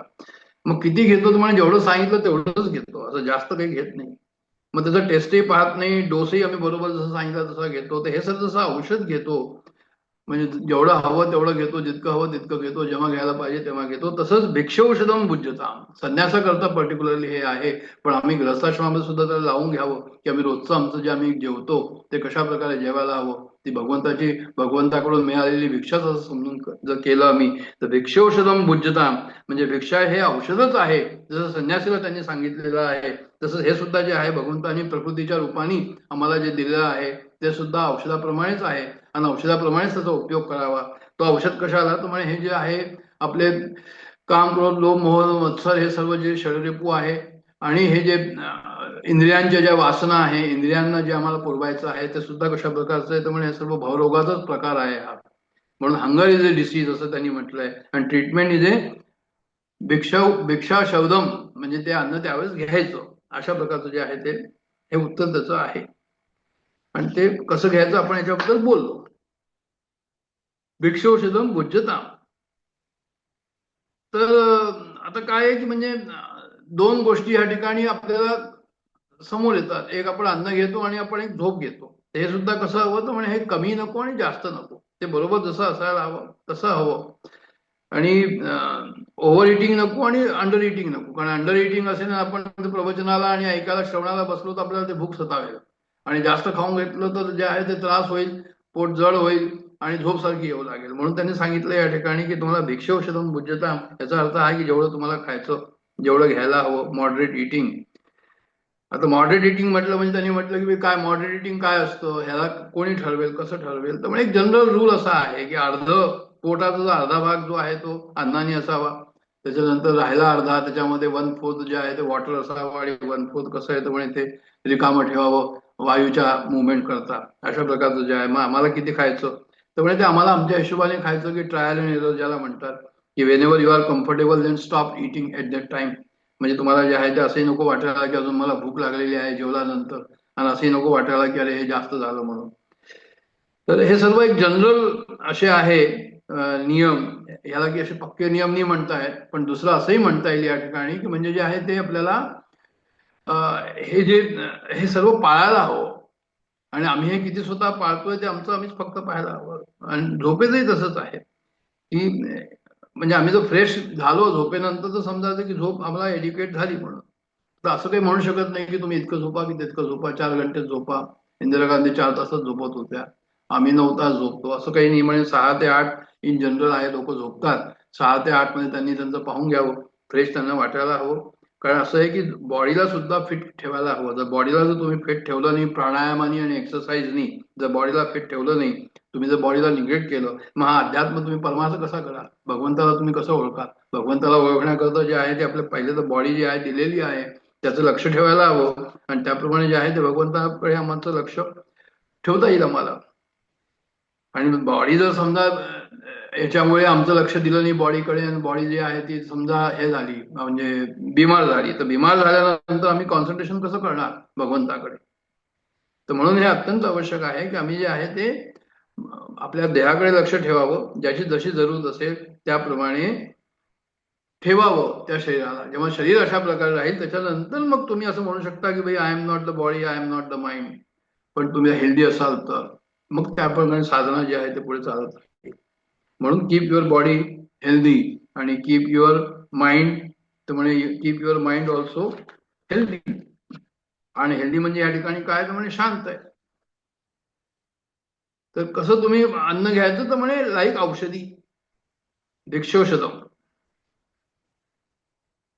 म्हणजे भिक्षौषधम अशा प्रकारे अन्न घ्यायचं आम्ही की आमचं जे स्पिरिच्युअलिटी आहे, ही स्पिरिच्युअलिटी जी आहे आम्हाला हे जे फायर त्याला अग्नी तेवत ठेवतात, तर त्याप्रमाणे जे आहे ते अग्नी तेवत ठेवायचा की नाही बा मला जे आहे ते मी कोण आहे हे समजायचं आहे. Spiritual fire should continue with the maintenance of my body.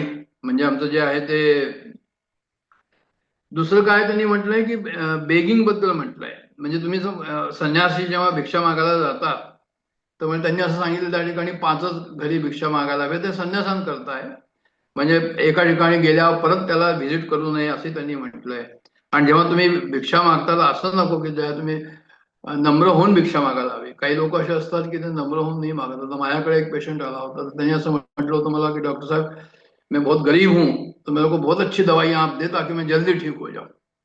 आणि तो अशा प्रकारे म्हणत होता की म्हणजे त्याला जे आहे ते तो त्याचं हे होतं म्हणजे तो नम्र नव्हताच. हंबलनेस त्या ठिकाणी दिसत नव्हती मला. त्याला काहीच बोललो नाही मी, पुष्कळ वर्षापूर्वीची गोष्ट आहे. पण मनामध्ये मला आठवण येत होते की हे कसं काय की बेगिंग जे आहे ते हंबलनेसने चाललेलं या ठिकाणी नाहीये. तर असं होतं.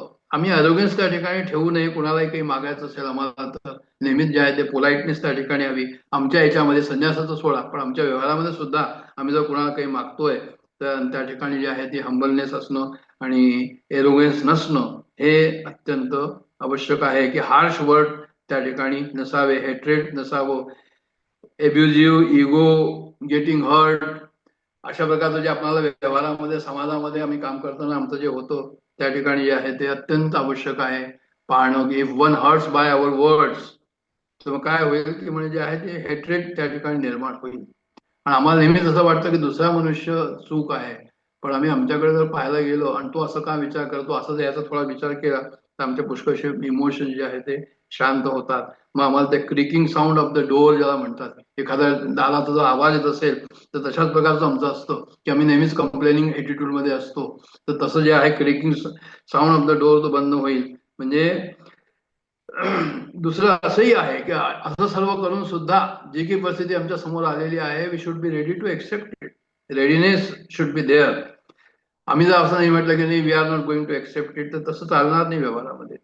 म्हणून जे आहे ते हे अत्यंत आवश्यक आहे की माझी अहम वृत्ती जी आहे ती वरती यायला नको. म्हणजे साधूंचं, शिवानंद स्वामींचं असं एक उदाहरण देतात की म्हणजे ते भिक्षा घ्यायला जायचे तर अशा ठिकाणी जायचे की जिथे त्यांना पहिलेचा अनुभव असा होता की हे रागवतात, यांचे हार्श वर्ड्स असतात, हे लोकांना धुतकारतात, ते त्याच ठिकाणी भिक्षा घ्यायला जायचे. असं का करायचे ते? त्यामुळे माझा अहम वृत्ती जी आहे ती कशा प्रकारे शाबूत राहते हे त्यांना त्याचं पाहायचं होतं. ही त्यांची साधनाच होती तशा प्रकारे. पण येताना सुद्धा जे आहे ते काय करायचे तर म्हणजे त्याला प्रेमाने भिक्षा घेतल्यानंतर त्याचे हार स्पर्श आहे यांनी प्रेमाने त्यांना बोलायचं, त्याच्याशी प्रेम करायचं आणि अशा प्रकारे त्याला शांत करायचं. हे सुद्धा होतं की स्वतः शांत राहून त्याला काय शांत करायचं. तर आणि त्यावेळेस असा विचार करायचा की total trust with the God. म्हणजे त्या ठिकाणी हा देणारा आहे असं नाही, तो भगवंत देणारा आहे. मी घेणारा आहे असं नाही, तो भगवंत घेणारा आहे. असं जर डिव्होशन जर आम्ही केलं, असं जर डिव्होशन, असं जर विचार इंटेन्सिफाय करत राहिला तर मग जे आहे ते त्या ठिकाणी आपल्याला आपला जो हे आहे इगो आहे तो त्या ठिकाणी पुढे येणार नाही. तर दुसरं असं आणखीन आहे पुढे की हे जे आहे स्वादन्नू न तू याच्यता विधिवशात प्राप्तेन संतुष्टता. दुसरं असं या ठिकाणी पुढचं चरण आहे ते. तर जी भिक्षा मिळेल त्या भिक्षेमध्ये पाहायचं नाही की हे जे आहे ते कशी भिक्षा आहे. ही स्वादन्न तू याच्यता म्हणजे ही जी आहे ती असं नको आपल्याला की हे आम्हाला चांगलंच हवं म्हणून. एखाद्यामध्ये मीठ जास्त असेल, एखाद्यामध्ये मीठ कमी असेल, एखादं गोड केव्हा मिळालं आम्हाला खायला तर don't beg for a particular food. अशा प्रकारचे हे हवं की whatever is in the plate eat that. म्हणजे आपल्याला असा विचार करायला हवा की एकीकडे अध्यात्म आहे आणि एकीकडे आपली जीभ आहे. तर जिभेची जे स्वाद आहे अध्यात्माचे अपोजिट आहे. अध्यात्म जे आम्हाला शिकवतो, अध्यात्म आम्हाला शिकवतो की जसं भगवंताने ठेवलंय तसं राहावं. ठेवले अनंत तैसेची राहावे, तुकाराम महाराजांनी म्हटलेलं आहे. तर त्या परिस्थितीमध्ये म्हणजे आता कोणी असं म्हणेल की काय आम्ही काही नीट करायचंच नाही का, असं नाहीये. तुमच्या कुवतीने तुम्हाला जे करायचं आहे तेवढं तुम्ही करा, पण ते केल्यानंतर जे आहे जे काही तुम्हाला मिळेल ते हम है राजी उसमें जिसमें तेरी रजा आहे, ये भी हुआ है वो भी हुआ है. अशाच प्रकारे त्या ठिकाणी हवं. म्हणून हे एक उत्तम विचार आहे की टंग इज विलियन ऑफ स्पिरिच्युअलिटी. म्हणजे एक दुसऱ्याचे हे जणू काही आपली जीभ, कारण जिभेचे दोन प्रकार आहे म्हणजे वाणी आणि जिभेचं टेस्ट. तर हे जणू काही अध्यात्मामध्ये जे आहे परत परत आड येतात असं त्यांना म्हणायचं आहे. विलन सारखे ते आड येतात. विलन कसे अडथळा करतो हिरोच्या कामामध्ये, तसंच हे आमच्या कामामध्ये अध्यात्माच्या प्रवासामध्ये हे सुद्धा जे आहे काय करतात म्हणे हे सुद्धा आम्हाला अडथळेच त्या ठिकाणी निर्माण करतात. कारण की पुढचं म्हणणं असं आहे की विधिवशात प्राप्तेन संतुष्टता म्हणजे be totally contented, full containment. म्हणजे अशी प्रसाद बुद्धी त्या ठिकाणी हवी. म्हणजे रोजचं आम्ही सुद्धा जेवतो आहोत, जेव्हा जेव्हा काही चहा सुद्धा घेतो आहोत हा त्याचाच प्रसाद आहे अशा प्रकारचा विचार मनात येऊन तो चहा घेतो आहोत. काही जेव्हा कोणतीही वस्तू ग्रहण करतो आहोत तर त्या ठिकाणी ही त्याचीच हे आहे असं समजून तो ग्रहण करायचा आणि पूर्ण कंटेनमेंट त्या ठिकाणी असायला हवं, असा याचा अर्थ आहे की विधिवशात प्राप्तेन संतुष्टता. म्हणजे सीताराम सीताराम सीताराम कहो आणि जाहे विधी राखेराम ताहे विधी रहिये. सीताराम सीताराम सीताराम कहिये, जाहे विधी राखेराम ताहे विधी रहिये. अशाच प्रकारचं ते की विधिवशात प्राप्तेन संतुष्टता. नुसतंच प्राप्त झाल्यानंतर काय तुम्हाला संतोष त्या ठिकाणी असायला हवं. अशा प्रकारचे जे आहे ते टंग कंट्रोल करता हे 4 प्रकार दिले. जिभेच्या कंट्रोल करता हे 4 प्रकार दिले. कोणते 4 प्रकार दिले? एक शुद्धवादी चिकित्सता, म्हणजे हंगरचं ट्रीटमेंट करायचं. भिक्षोषधम, भिक्षेचं औषध घेऊन, म्हणजे भगवंताने दिलेलं आहे तेवढंच. आणि स्वादन्नम न तू याच्यता, चांगल्या अन्नाचा की मला अमकावं तमकावं असं नको, हे तिसरं झालं. आणि विधिवशात जे आम्हाला मिळणार आहे ते असे 4 त्यांनी जे आपल्याला साधनेचे मार्ग या ठिकाणी सांगितले. 40 साधनेचे मार्ग सांगितलेले 5 श्लोकामध्ये. प्रत्येक श्लोकामध्ये 8-8 आहे.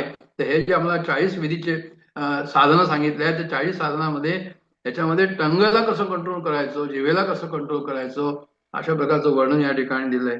आणि म्हणून हे 4ही जे आहे 4 instruction for the tongue control असं म्हणायला हरकत नाही. आणि हे अत्यंत आवश्यक आहे. हे म्हणजे संन्यासाकरता सुद्धा आवश्यक आहे, कारण संन्यास शेवटी जेवायला लागतच. त्याला जे आहे असं नाही, अन्न तहान भूक त्यांनाही आहे, आपल्यालाही आहे. तर गृहस्थाश्रम आणि संन्यासाश्रम दोघांकरता हे नियम या ठिकाणी लागू होतात. तर आपल्याला असं नेहमी हवं की हे सर्व लक्षात ठेवायचं. शरीराचं आम्हाला जे आहे ते निग्लेक्ट करायचं नाही. I am a caretaker of the body, clean this body, keep it clean, feed it properly आणि get rest properly to this body, अशा प्रकारचा विचार त्या ठिकाणी करायचा. शीतोष्णादी विषयता न तू वृथा वाक्यम समुच्चर्यता. आता शीतोष्णादी विषयता म्हणजे एंड्यूर शीत आणि उष्ण, म्हणजे पेअर्स ऑफ अपोजिट. म्हणजे कोल्ड आहे, हीट आहे. म्हणजे जे काही आम्ही केलेलं आहे, म्हणजे मला असं म्हणायचं की शीत उष्णता तुम्ही सहन करा असं जे म्हणतात ते, त्याच्यामध्ये 2 अर्थ त्याचे आहे. असंही नाहीये की आम्ही जे आहे ते थंड पाण्यामध्ये जाऊन, थंडीच्या दिवसामध्ये थंड पाण्यामध्ये जाऊन उडी मारावी आणि मग त्याला सहन करावं असं नाही म्हणत ते असं म्हणतात की जे काही प्रकृतीनुसार आमच्या समोर येतं आहे, तुम्ही आपलं प्रोटेक्ट करा. तुम्हाला ज्या तुमच्या प्रकृती धर्मानुसार, शरीर धर्मानुसार जे तुम्हाला कर्तव्य करायचं ते तुम्ही कर्तव्य करा. म्हणजे थंडीमध्ये जे आहे गरम पाण्याने तुम्ही आंघोळ करता ते योग्य आहे. असं नाही त्या ठिकाणी की थंडीमुळे आम्ही थंड पाण्याने आंघोळ करतो आणि स्वतःला जे आहे ते बिमार करतो, असं न करता शीतोष्णादी विषयता याचा अर्थ हा आहे की जशी प्रकृतीने आम्हाला ज्यावेळेस दिलेला आहे त्यावेळेस जे आहे त्याप्रमाणे आम्हाला मिळून त्याला आम्ही सहन करावं. That which comes unasked, not that you jump into the cold water. तर तसंच पुण्यकर्म जे आहे, पुण्यकर्म केलं की गुड थिंग्स हॅपन्स, पाप कर्म केलं की पाप म्हणजे बॅड थिंग्स हॅपन्स. तुम्हाला सुखदुःख होईल, त्याच्यामुळे लाभ आणि हानी होईल. पण काय करायचं की प्रत्येक वेळेस तुम्ही असा विचार करायला हे त्यांनी दिलेलं आहे ना, प्रकृतीने दिलेलं आहे ना, मग त्याला सहन करायचं. Hold on God. आम्हाला कमजोर नाही होऊ द्यायचं ह्या विचारावर की होल्ड ऑन गॉड. आम्हाला हा विचार ठेवायचा त्या ठिकाणी परमेश्वराकडनं आलेलं आहे. आणि हे अत्यंत आवश्यक आहे. We will try to change the situation. म्हणजे मला असं म्हणायचं की एखादी कठीण परिस्थिती आलेली आहे, वादविवाद चाललेले आहे, तर आम्ही त्याच्यावर करता प्रयत्न करावा. पण प्रयत्न करून जे आहे ते प्रयत्न जर सफल होत नसतील तर जसं आलेलं आहे तसं आम्ही त्याला जे आहे ते कबूल करावं, कारण ते परमेश्वराने आणलेलं आहे. म्हणजे बेलसरी गुरूंच्या याच्यामध्ये एक गोष्ट आहे अशी की त्यांचे जे हे होते महाराज होते, वाणीरूप महाराज होते, त्यांच्या वडिलांची गोष्ट आहे की त्यांच्या वाणीरूप महाराजांच्या बहिणीला सासरी खूप जात झाला आणि हे जवळजवळ ते राहत होते. सासूरवाट त्यांचं, त्या मुलीचं सासूरवाट त्यांच्या शेजारीच होतं. आणि ते लहानपणी त्या 100 वर्षापूर्वीची ह्या सर्व गोष्टी मुलीला जो आहे तो त्रास होत होता. सासू खूप त्रास देत होती, मारपीट पर्यंत करत होती, बोलत होती. पण जेव्हा तिच्या आईनी, मुलीच्या आईनी म्हटलं नवऱ्याला, म्हणजे वाणीरूप महाराजांच्या वडिलांना, की म्हणे हे असं कसं, म्हणजे इतका तिला त्रास होतोय, आपण काय करायचं. तर त्यावेळी त्यांनी असं म्हटलं की हे ते महाराजांनी केलंय ना, महाराजांनी सांगितलंय ना. अशा प्रकारचा तो त्या ठिकाणी विचार होता की आम्हाला जे काही मिळतं आहे, चांगलं मिळतं आहे, वाईट मिळतं आहे, आम्हाला भांडणं मिळतात, ते आम्हाला जे आहे ते चांगले संबंध मिळतात आहे, महाराजांनी दिलेले आहे ना, भगवंतांनी दिलेलं आहे ना, प्रकृतीकडनं आलेला आहे ना. मग असा विचार त्या ठिकाणी केल्यानंतर जे आहे ते जेवढे प्रयत्न करायचे, सिन्सिअर एफर्ट्स करायचे, तेवढे मी प्रयत्न करायचे. आणि त्याच्या पुढे जे आहे ते हमें राजे उसी में जिसमें तेरी रजा आहे, जसं मी आता सांगितलं तसं. If you cannot change the situation, endure it. म्हणजे तुम्ही त्याला कबूल करा, असं त्यांना म्हणायचं. वाईज पर्सन कसा असतो, वाईज पर्सन काय करतो की योग्य मार्गाने योग्य कार्य योग्य प्रयत्न तो करतो आणि नंतर जे काही मिळेल त्याच्यामध्ये तो संतुष्ट राहतो. त्या ठिकाणी त्याला असं वाटलं की काम झालं, संतुष्ट आहे. त्या ठिकाणी त्याला असं वाटतं की नाही बा, मला प्रयत्नात सफल आलं नाही, हरकत नाही, तो त्याच्यामध्ये सुद्धा संतुष्ट आहे. की म्हणेल काय तर म्हणजे जे आहे ते त्यांनी दिलेलं आहे म्हणून. नतु वृथा वाक्यम समुच्चर्यता. म्हणजे टॉकिंग टंग, आता टंग टेस्टिंग बद्दल झालं आतापर्यंत. आता टॉकिंग टंग काय म्हणते, म्हणजे ते असं म्हणतात की आपल्या वाणीवर कंट्रोल करायला हवा. अध्यात्मामध्ये अत्यंत आवश्यक आहे की तुम्ही आपली वाणी कशी ठेवा, म्हणजे वाणी अशी ठेवा की ज्याच्यामुळे जे कोणाला दुखवता येत नाही. आता हे वाणीचं जे आहे ते कसं आहे तर म्हणे ही वाणीची उपासना आहे, ही वाणीची तपस्या आहे एक प्रकारे. की डोंट टॉक अननेसेसरली, वृथा वाक्यम. आवश्यक नसेल, हे वाङ्मय तपस आहे. वाङ्मय तपस म्हणजे आम्ही बोलण्याचं सुद्धा तप करतो आहोत. काय बोलायचं काय बोलायचं नाही, केव्हा बोलायचं, किती बोलायचं, कशा प्रकारे बोलायचं, हे सर्व विचार करून त्या ठिकाणी बोलणं आणि कोणालाही जे आहे ते दुखवणं नाही, अशा प्रकारचा विचार या ठिकाणी त्यांनी दिलेला आहे. म्हणजे अनुद्वेग कर्म वाक्यम सत्यम प्रियम हितम. म्हणजे अशा प्रकारचे वाक्य नको की ज्याने अनुद्वेग होईल, ज्याने उद्वेग होईल मनुष्याला. म्हणजे असं होईल की आपण असं काहीतरी बोलायचं की त्याच्यामुळे जे आहे ते त्याला दुःख होईल. म्हणजे काय होतं की जो शहाणा मनुष्य आहे तो काय करतो तर म्हणे तो प्रयत्न करतो, पण पूर्ण एनर्जी त्याच्याकरता वेस्ट नाही करत, सर्वच एनर्जी त्याच्यामध्ये नाही लावत तो. Unintelligent person puts 100% energy to change the situation. पण हा काय करतो म्हणे नाही, एवढं असं काही नाही करत. हा जेवढं आवश्यक आहे, जेवढं जरुरी आहे, जेवढं मिनिमम आहे, तेवढीच एनर्जी तो सिच्युएशन चेंज करण्याकरता वापरतो. ते सिच्युएशन जर नाही चेंज झाली तरी ठीक, पण सिच्युएशन चेंज झाली तरी ठीक, पण सिच्युएशन चेंज करण्याच्या प्रयत्नामध्ये अनुद्वेगम कर्मम वाक्यम सत्यम प्रियम हितम. म्हणजे वाक्य कशी कशाला हवी तर म्हणजे ती उद्वेग करायला नको समोरच्या माणसाला, ती सत्य वाक्य हवी, म्हणजे वस्तुस्थितीबद्दल बखाण हवं, ती प्रियम हवी, अशा प्रकारे मांडायला हवी की गोड शब्दामध्ये जे आहे ते सांगायला हवं. आणि हितम म्हणजे गुड फॉर द पर्सन, त्याच्या हिताचं हवं, समाजाच्या हिताचं हवं, चार लोकांच्या हिताचं हवं, स्वतःच्या हिताचं हवं. अशा प्रकारचं त्यांनी या ठिकाणी वाङ्मय तपस जे ज्याला म्हणतात त्याचा अर्थ या ठिकाणी अशा प्रकारचा दिला आहे की let it not disturb others, don't misguide others. आणि ह्यालाच ते म्हणतात की ऑस्टरिटी, वाङ्मय तपस, त्यालाच ते म्हणतात. म्हणजे असं एक सुभाषित आहे, तर सुभाषित काय म्हणजे जिव्हाग्रे वर्तते लक्ष्मी. म्हणजे अग्रे जिव्हा म्हणजे टंगच्या अग्रावर, म्हणजे टंगच्या टिपवर काय म्हणजे लाईज लक्ष्मी. जिव्हाग्रे वर्तते लक्ष्मी, जिव्हाग्रे मित्र बांधवा. आणि त्या टंगच्या टिपवर काय आहे तर म्हणे त्या ठिकाणी फ्रेंड्स पण आहे, त्या ठिकाणी रिलेटिव्ह पण आहे. बांधवा आणि मित्र, मित्र म्हणजे मित्र, फ्रेंड्स, बांधवा म्हणजे रिलेटिव्ह. आणि जिव्हाग्रे वर्ते बंधनम, बंधनम प्राप्ती, म्हणजे त्या ठिकाणी बंधन पण आहे, म्हणजे बॉन्डेज पण आहे, लिबरेशन पण आहे. हे कशामध्ये, जीवामध्ये आहे. आता जीवामध्ये आहे याचा अर्थ काय झाला सांगतो तुम्हाला. आणि जीवाग्रे मरणम ध्रुव, जीवेमध्ये जे आहे ते मरण पण आहे. याचा अर्थ काय झाला या ठिकाणी की जीवा अशी आहे की तुम्ही जर गोड बोलाल तर तुम्हाला लक्ष्मी प्राप्त होईल. आणि जे आहे ते तुमचे फ्रेंड्स आहे, तुमचे बॉन्डेज आहे, किंवा तुमचे जे आहे रिलेटिव्ह आहे, ह्या सर्वांना या तुम्ही आपल्या वाणीनी त्यांना तुम्ही आपल्या बॉन्डेजमध्ये ठेवू शकता, किंवा तुम्ही त्यांना लिबरेट करू शकता, म्हणजे फ्री करू शकता. आणि मरणम ध्रुव म्हणजे मरणम सुद्धा त्याच्यामध्ये आहे. याचा अर्थ हा झाला की तुम्ही जर बंधनात असाल तर मी देह आहे, मी मरतोय. हे सर्व काय आहे तर म्हणजे हे जिव्हेनी जेव्हा तुम्ही त्याचं हे कराल, समजून घ्याल, बोलून आणि समजून घ्याल. वाङ्मय तपस म्हणजे याचं श्रवण करायचं, याचं मनन करायचं, याचं चिंतन करायचं, हे ऐकायचं आणि हेच बोलायचं की आमच्या बोलण्यामध्ये किती हे आहे, किती प्रकार आहे त्याच्यामध्ये. त्यांनी लक्ष्मी सुद्धा प्राप्त होईल, त्यांनी आम्हाला जे आहे ते फ्रेंड्स मिळतील, रिलेटिव्ह मिळतील, त्यांनी आम्हाला बॉन्डेज मिळेल, आणि त्यांनीच आम्हाला मोक्ष पण प्राप्त होईल आमच्या वाणीमुळे. अशा प्रकारचं सुभाषित ते या ठिकाणी सांगतो. म्हणून नतभृता वाक्यम समुच्चर्यता, म्हणजे जे आहे ते किती बोलायचं, कसं बोलायचं, हे सर्व या ठिकाणी जे त्यांनी दिलेलं आहे. की असाही एक विचार आहे की जेव्हा आपण म्हणतो की डोंट टॉक अननेसेसरली, तर आता कन्सोलेशन जसं तुम्ही करायला गेला, कोणाचं काही दुःखदायक घटना झालेली आहे त्याचं तुम्ही कन्सोलेशन जेव्हा करता आहात, जेव्हा खूप दुःख होतं, तर निश्चितली तिथे बोलायला हवं. कारण की ते लोक जे आहे ते सिम्पॅथी त्या ठिकाणी एक्सपेक्ट करतात. आणि हे असं का करतात, तर म्हणजे त्या जे आहे त्यावेळेस त्यांना आपण जाऊन बोलतो, त्यांचं समाधान करतो, म्हणजे त्यावेळेस तेवढं त्यांच्या मनातलं जे दुःख आहे ते बाजूला होतं. आपण जे बोलतो त्या ठिकाणी जे त्यांचं दुःख जे आहे ते कमी होतं. आता त्या ठिकाणी जे आहे जे करतात आहे ते योग्य योग्य कर्तव्य की कोणाला जाऊन चांगलं सांगावं. पण त्यावेळेस असा अध्यात्म जो अभ्यासी आहे त्याच्या मनामध्ये असा विचार आला आहे की अरे मी या शब्दांचा स्लेव आहे, म्हणजे यांनी मला सिम्पॅथेटिक वर्ड म्हटले म्हणून माझं मन त्या दुःखातून बाहेर होतंय.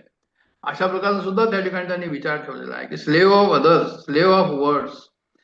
त्यांनी संन्यासाकरता म्हटलंय की संन्यासी काय म्हणेल, म्हणजे संन्यासी असं नाही म्हणणार. संन्यासी म्हणेल की everything is God, problem is up to God. Problem आहे ईश्वर पाहिजे, प्रॉब्लेम नाहीये तो ईश्वर पाहिजे. म्हणजे त्यांना काय म्हणायचं या ठिकाणी की वाणीवर सुरुवात, एक तर हे आहे की वाणीवर तुम्ही कंट्रोल ठेवा, आणि दुसरं त्यांनी सांगितलं की वाणीमध्ये लिप्त होऊ नका. कोणी आमचं समाधान केलं म्हणून आमचं समाधान झालं असं नको, शब्दावर त्याचा अर्थ हे नको, डिपेंडिंग नको. पण आम्हाला आतून असं हवं, आमची साधना अशा प्रकारची हवी की आम्हाला आतूनच ते कन्सोलेशन त्या ठिकाणी होतं आहे. थोडं समजण्याकरता थोडं कठीण असेल कदाचित ते, पण स्पष्टता आहे या ठिकाणी की आम्ही लोकांना कर्तव्य म्हणून 4 शब्द बोलावे. एक हे झालं, आणि दुसरं हे झालं की जेव्हा आम्हाला कोणी 4 शब्द बोलायला आमच्या दुःखामध्ये येतात त्यावेळेस अशी साधना आमची हवी की त्यांच्या शब्दावर आमचं समाधान अवलंबून नाही, पण ते कन्सोलेशन फ्रॉम इनसाइड की मला भगवंत सर्व करतो आहे, त्याच्यावरच माझं जे आहे ते सर्व काही दारमदार आहे, तो करतो आहे, मी करत नाही. म्हणून दुःख आलं तरी सुख आलं तरी त्याचीच आठवण त्या ठिकाणी असावी, असाही त्याचा अर्थ आहे या ठिकाणी. म्हणून त्यांनी जे आहे ते या ठिकाणी म्हटलंय की जे आहे ते जिभेवर बरचसं काही अवलंबून आहे. Mind is away from your problem, your mind gets distracted from your problem.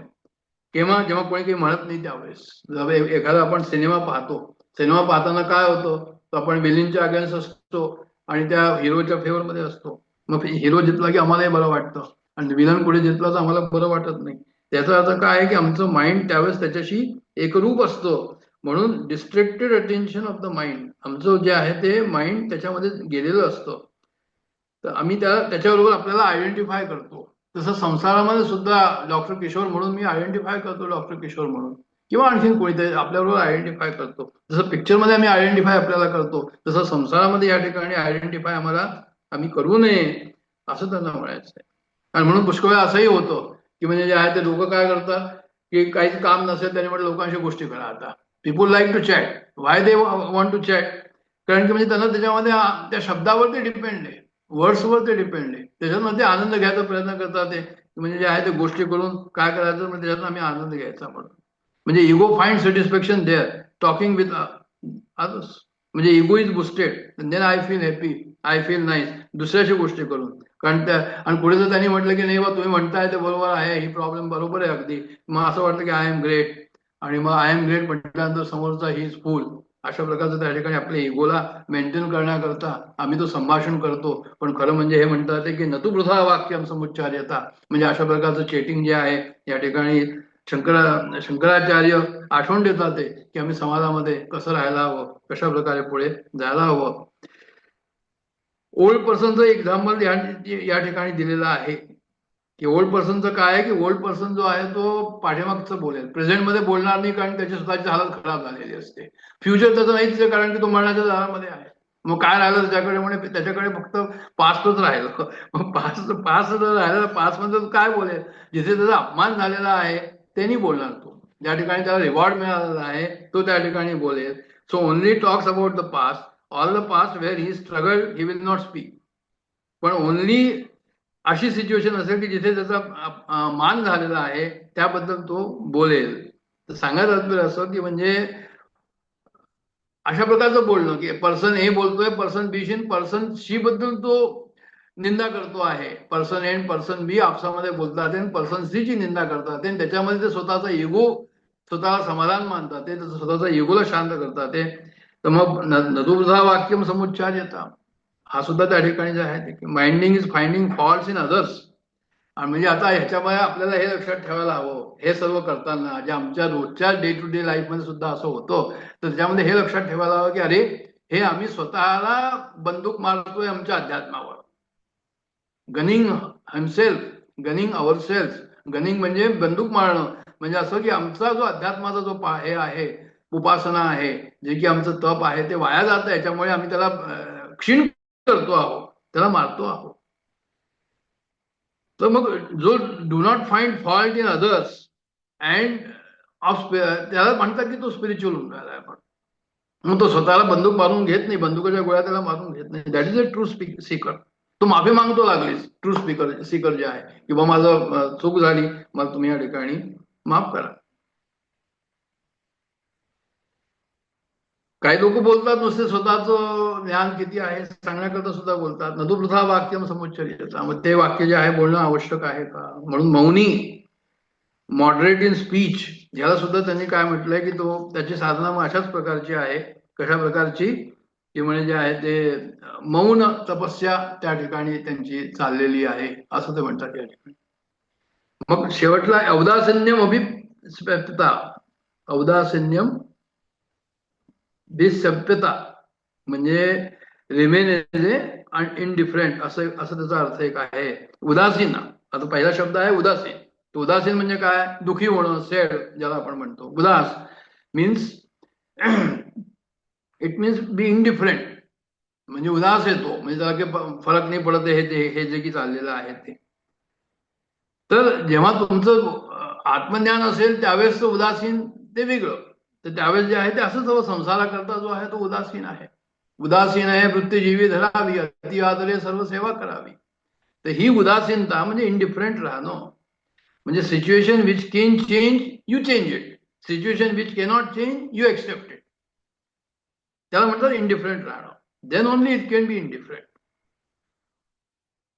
Hole world is being taken care by God. Everything is good and everything जे काही चाललेलं आहे आपण म्हणतो की हे चांगलं आहे. मग आपण म्हणतो की बा एकत्र राहणं चांगलं आहे, स्प्लिट होणं जे आहे ते कसं आहे म्हणजे ते बरोबर नाहीये. तर मग whole world is taken care by God. मग जे काही चाललंय जर तो करतो आहे तर मग ते चूक कसं करेल तो? मग जे काही चाललेलं आहे ते सगळं बरोबरच आहे. सो बी इनडिफरंट.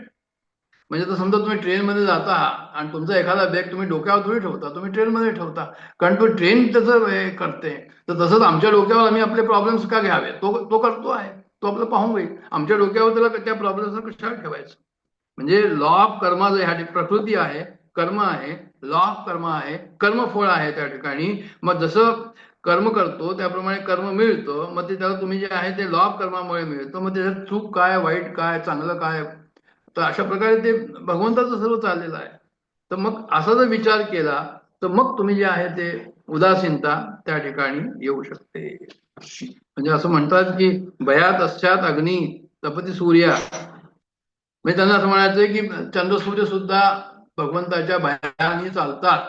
मग चंद्रसूर्य जर भगवंताच्या भयाने चालतात, वायू इंद्रश्च वायुष्य आणि धावती, म्हणजे हे जर सर्व त्या भगवंताच्या इच्छेने चालतात, तर आम्ही जे इथे चाललेलो आहे आम्ही असं कसं समजायचं की आमच्यामुळे हे परिस्थिती खराब झाली, आमच्यामुळे परिस्थिती चांगली झाली.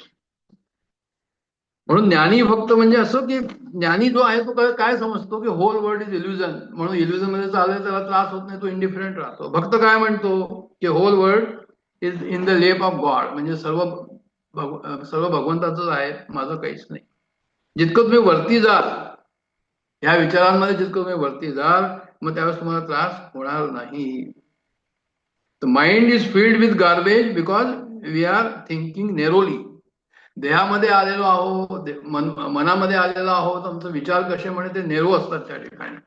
पण तुम्ही जितकं वरती जाल, तितकं वरती जर तुम्ही गेला तर काय होईल तर म्हणजे तुम्हाला मग जे आहे जितकं वरती असाल तितकं तुम्ही सेफ आहात.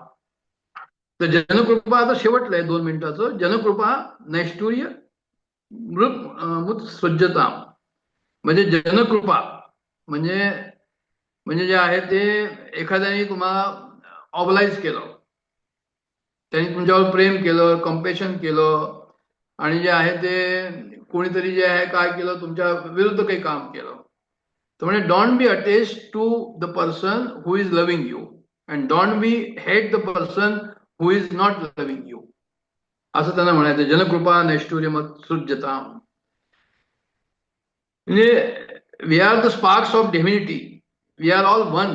म्हणजे त्यांना असं म्हणायचं की जर सूर्याकडनं किरणे आली, एक किरण, दुसरं किरण, तिसरं किरण आलं तर सूर्याकडनंच आहे ना ते सर्व. तर तसंच हे सर्व जीवात्मा या ठिकाणी ते आले सर्व तिकडनंच आहे. We are the sparks of divinity, we are the one. We are all evolving. One is at low level, one is at higher level. साधनेमध्ये कसं असतं की एक सुरुवातीचं साधना असतं, बिगिनिंग ऑफ द साधना, त्याच्यानंतरची वरची साधना, त्याच्यानंतरची वरची साधना, पण आहे तसं ओरिजिन सर्व एकच आहे. अशा प्रकारचा तुम्ही विचार केला तर कोणी ओबलाइज केलं तर त्या ठिकाणी त्याच्या पाठी अटॅच व्हायचं नाही. कोणी जर आम्हाला काही तिरस्कार केला तर त्याचा आम्ही द्वेष करायचा नाही. वी आर ऑल इव्हॉल्विंग असं विचार करायचा. सर्व भगवंताचं जे आहे ते चाललेलं आहे. This is how we should look to that and all are marching towards God. कोणी कोणत्या माइलस्टोनवर आहे, कोणी कोणत्या माइलस्टोनवर आहे. तर जनकृपा नैष्ठुर्यमत सृज्यताम. सृज्यताम म्हणजे तज्जताम, म्हणजे असं ह्या ठिकाणी म्हणायचं की कोणाचीही कृपा किंवा नैष्ठुर्य किंवा कोणाचंही जे आहे ते रागवणं, हे दोन्हीला आपण अटॅच होऊ नये, अशा प्रकारचा शंकराचार्यांचा या ठिकाणी उपदेश आहे या श्लोकामध्ये, जो आपण या ठिकाणी पाहिलेला आहे. वेळ झालेली आहे, मी इथे या ठिकाणी विरमतो. जय जय रघुवीर समर्थ.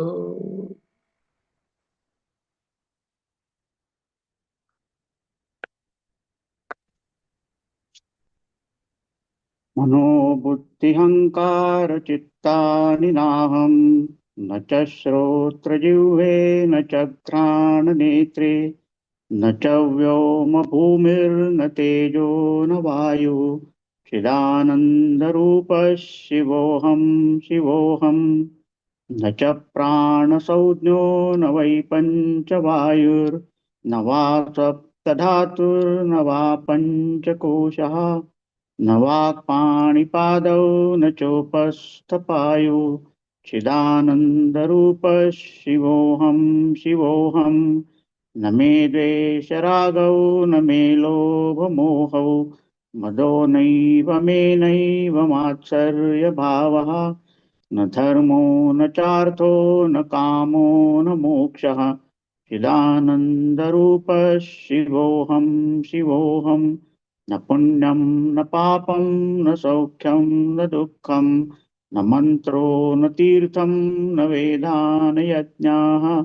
अहं भोजनं नैव भोज्यं न भोक्ता, चिदानन्दरूपः शिवोऽहं शिवोऽहं. न मे मृत्युशङ्का न मे जातिभेदः, पिता नैव मे नैव माता न जन्म, न बन्धुर्न मित्रं गुरुर्नैव शिष्या, चिदानन्दरूपः शिवोऽहं शिवोऽहम्. अहं निर्विकल्पो निराकाररूपो, विभुर्व्याप्य सर्वत्र सर्वेन्द्रियाणां. सदा मे समत्वं न मुक्तिर्न बन्धः, चिदानन्दरूपः शिवोऽहं शिवोऽहम्. चिदानन्दरूपः शिवोऽहं शिवोऽहम्. चिदानन्दरूपः शिवोऽहं शिवोऽहम्.